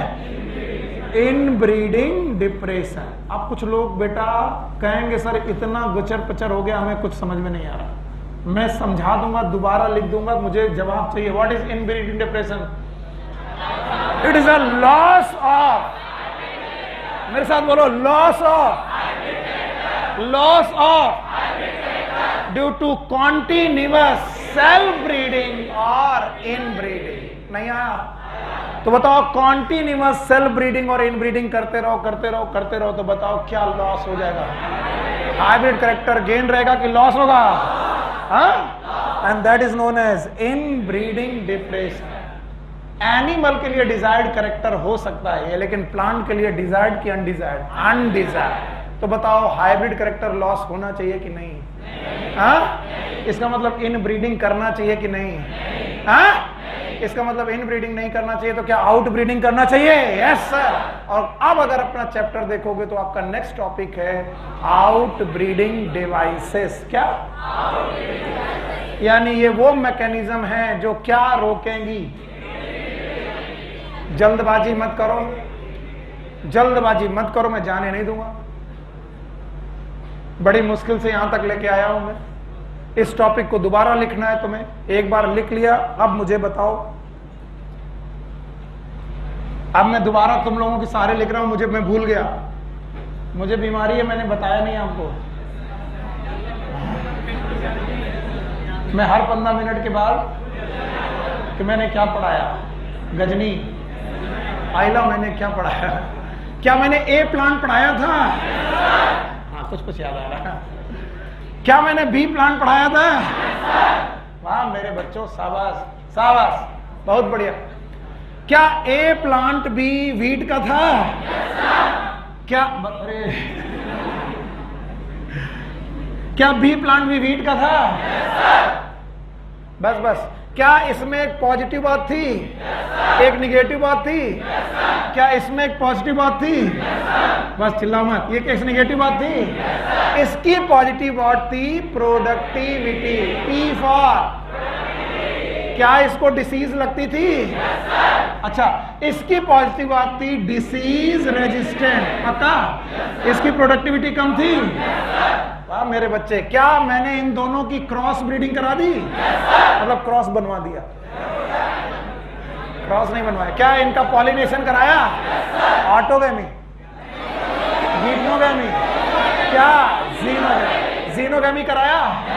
एक पौधा तैयार किया जिसमें दोनों प्लस बातें हैं, प्रोडक्टिविटी ज्यादा और डिसीज रेजिस्टेंट भी ज्यादा। क्या ये भैया हाइब्रिड है? और हाइब्रिड भैया सुपीरियर है कि इंफीरियर? और क्या इसे हाइब्रिड सुपीरियरिटी बोलेंगे? वाह मेरे बच्चे, मजा आ गई। और हाइब्रिड सुपीरियरिटी गेन रहेगी कि लॉस हो जाएगी? क्या ये लॉस हो जाएगी? कब? Continuous self breeding. Continuous self breeding करेंगे तो लॉस हो जाएगी। क्या इसी को इन ब्रीडिंग बोलेंगे? और क्या इन ब्रीडिंग के दौरान सुपीरियरिटी का लॉस होना बेटा डिप्रेशन है? नाम बताओ। इन ब्रीडिंग डिप्रेशन। इन ब्रीडिंग। और बताओ, इन ब्रीडिंग डिप्रेशन गंदी बात कि अच्छी बात? गंदी बात। होनी चाहिए कि नहीं? तो इन ब्रीडिंग होनी चाहिए कि नहीं? और अगर नहीं होनी चाहिए तो क्या होनी चाहिए? Out breeding. तो there must be some mechanism, there must be some mechanism, कोई ना कोई मैकेनिज्म होनी चाहिए जो किसको खत्म करे और किसको सपोर्ट करे? Outbreeding. These are known as outbreeding devices. Bag उठाओ तुम।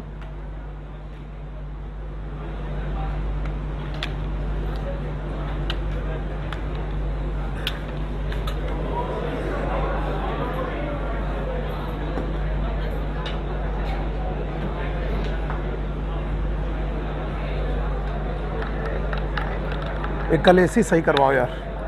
1:30 बजे आएगा। हैं? 1:30 बजे आने का। अब ध्यान से सुनो, बहुत मजेदार टॉपिक पढ़ रहे हो, इसलिए इसमें कोई डर वाली बात नहीं कि सर बोर हो रहे हैं और सर अब मुश्किल हो गया। अब मुझे इन ब्रीडिंग रोकनी है, आउट ब्रीडिंग हटानी है। और इनके ब्रीडिंग करने के तरीके हैं पॉलिनेशन। क्या है? और भाइयों बहनों, ऑटोगैमी इज अ पॉलिनेशन। पता नहीं सर, मार मार के सही कर दूंगा, सही जवाब दो। ऑटोगैमी पॉलिनेशन है? गीटनोगैमी पॉलिनेशन है? और आपको मैंने ऑटोगैमी और गीटनोगैमी एक ही प्लांट में बताया है, और एक ही प्लांट में बताया है, तो ये ऑटोगैमी और गीटनोगैमी दोनों सेल्फ हैं। और अगर ये सेल्फ ब्रीडिंग है भाइयों बहनों, तो क्या ये इन ब्रीडिंग है? इसका मतलब मुझे ऐसी मैकेनिज्म लानी है जो क्या रोक दे? ऑटोगैमी और गीटनोगैमी। पक्का? और मुझे ऐसी मैकेनिज्म लानी है जो क्या चालू कर दे? ऑटोगैमी, गीटनोगैमी की जीनोगैमी? तो बताओ, जीनोगैमी इज इन ब्रीडिंग की आउट ब्रीडिंग? वाह मेरे बच्चे, मजा आ गई। Xenogamy is autogamy, geitonogamy is in breeding. Now what is in breeding device? जवाब चाहिए। These are the mechanism, these are the which support xenogamy, which prevent autogamy and geitonogamy. नहीं आया? बताओ, व्हाट इज आउटब्रीडिंग डिवाइसेस? मजा नहीं आया मुझे। What are the outbreeding devices? These are the mechanisms which prevent autogamy and geitonogamy and support xenogamy. नहीं आया? क्या रोकना है? और geitonogamy, क्योंकि ये सेल्फ है कि क्रॉस है? सेल्फ। मैंने पढ़ाया था कल, इसीलिए अभी याद कर लो कौन कौन सेल्फ, कौन कौन क्रॉस, क्योंकि अभी याद नहीं किया तो आउटब्रीडिंग डिवाइसेस नहीं है। बताओ, ऑटोगैमी, गीटनोगैमी, जीनोगैमी, हाँ? तो सेल्फ ब्रीडिंग रोकनी है कि बेटा सपोर्ट करनी है? रोकनी है।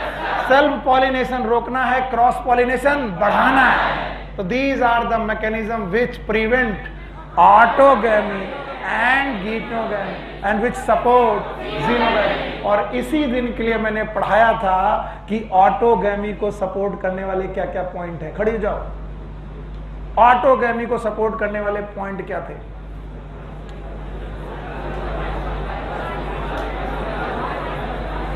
हाँ, फ्लावर बाइसेक्सुअल होगा तो क्या होगा? ऑटोगैमी। और हमें ऑटोगैमी करानी है। इसका मतलब फ्लावर को बाइसेक्सुअल, फ्लावर बाइसेक्सुअल ना हो, ये क्या है? भाई 5 मिनट रुक जाओ, तुम खुद ही घर से पढ़ के आओगे, मुझे बताओगे आउटब्रीडिंग डिवाइसेस क्या है। जल्दबाजी मत करो, कल मैं लिखाई दूंगा, आज दिमाग भरो। ऑटोगैमी रोकनी है, गीटनोगैमी, जीनोगैमी। तो ऑटोगैमी जो जो बातों से हो रही है उन बातों को सपोर्ट करना कि रोकना है? ऑटोगैमी बाइसेक्सुअल फ्लावर में होती थी, फ्लावर को बाइसेक्सुअल करना है कि नहीं? नहीं करना। तो यूनिसेक्सुअल फ्लावर इज नहीं आया। दूसरा, anther and stigma should be lies close to each other. पास पास हुए तो क्या हो जाएगी? तो पास पास रखना कि दूर दूर? दूर दूर रखना इज आउट ब्रीडिंग डिवाइस। तो पहला out breeding device unisexual flower. दूसरा, anther and stigma should lies close की डिस्टेंस, डिस्टेंस रखना है। और तीसरा पॉइंट था pollen release and stigma receptivity must be synchronous था। अगर सिंक्रोनस हो गई तो क्या होगा? तो सिंक्रोनस करना है कि नहीं? तो pollen release और stigma receptivity must be synchronous की नॉन सिंक्रोनस? Non synchronous. नहीं आया? आया कि नहीं आया? इसका मतलब दोनों की मैच्योरिटी साथ साथ की अलग अलग। क्या प्रोटेंड्रस हो सकता है? एंड्रूसियम पहले, गायनीसियम बाद में। कंडीशन, क्या प्रोटेंड्रस होना आउटब्रीडिंग डिवाइस है? क्या प्रोटोगाइनस होना आउटब्रीडिंग डिवाइस है? Yes sir. बहुत अवेयर होके बैठो। गुड, शाबाश। क्लास में मजा तब आएगा जब तुम अपना एफर्ट 100% मेरे साथ रखो, फिर ये क्लासेस कभी भी बोरिंग नहीं होंगी। मैं जानता हूं मनोरंजन से ज्यादा मनोरंजन तब आता है जब आपको सब्जेक्ट आ रहा हो। जिस दिन आपको सब्जेक्ट बहुत अच्छी तरीके से आ जाता है उस दिन पढ़ने में टाइम पता नहीं चलता, और जिस दिन सब्जेक्ट में आप सफर कर रहे होते हो उस दिन आपको एक एक सेकंड गुजारना मुश्किल होता है, कब छोड़ेंगे कब छोड़ेंगे। और इसका सबसे बढ़िया तरीका है कि घर से आओ तो पुराना रिवाइज करके आओ। मैं हमेशा रिलेट करके पढ़ाता हूं। आज बोर्ड में कुछ नहीं है और कल मैं यहीं से शुरू करूंगा। मुझे आउटब्रीडिंग डिवाइसेस की डेफिनेशन चाहिए। What are the outbreeding devices? These are the mechanisms which prevent autogamy and geitonogamy and support xenogamy होगा। What is inbreeding depression? याद है? Loss of hybrid superiority due to continuous cell breeding। पक्का? तो आज की class यहीं पर रोकते हैं और कल आकर के पढ़ाई करो। Take care, good luck, bye bye.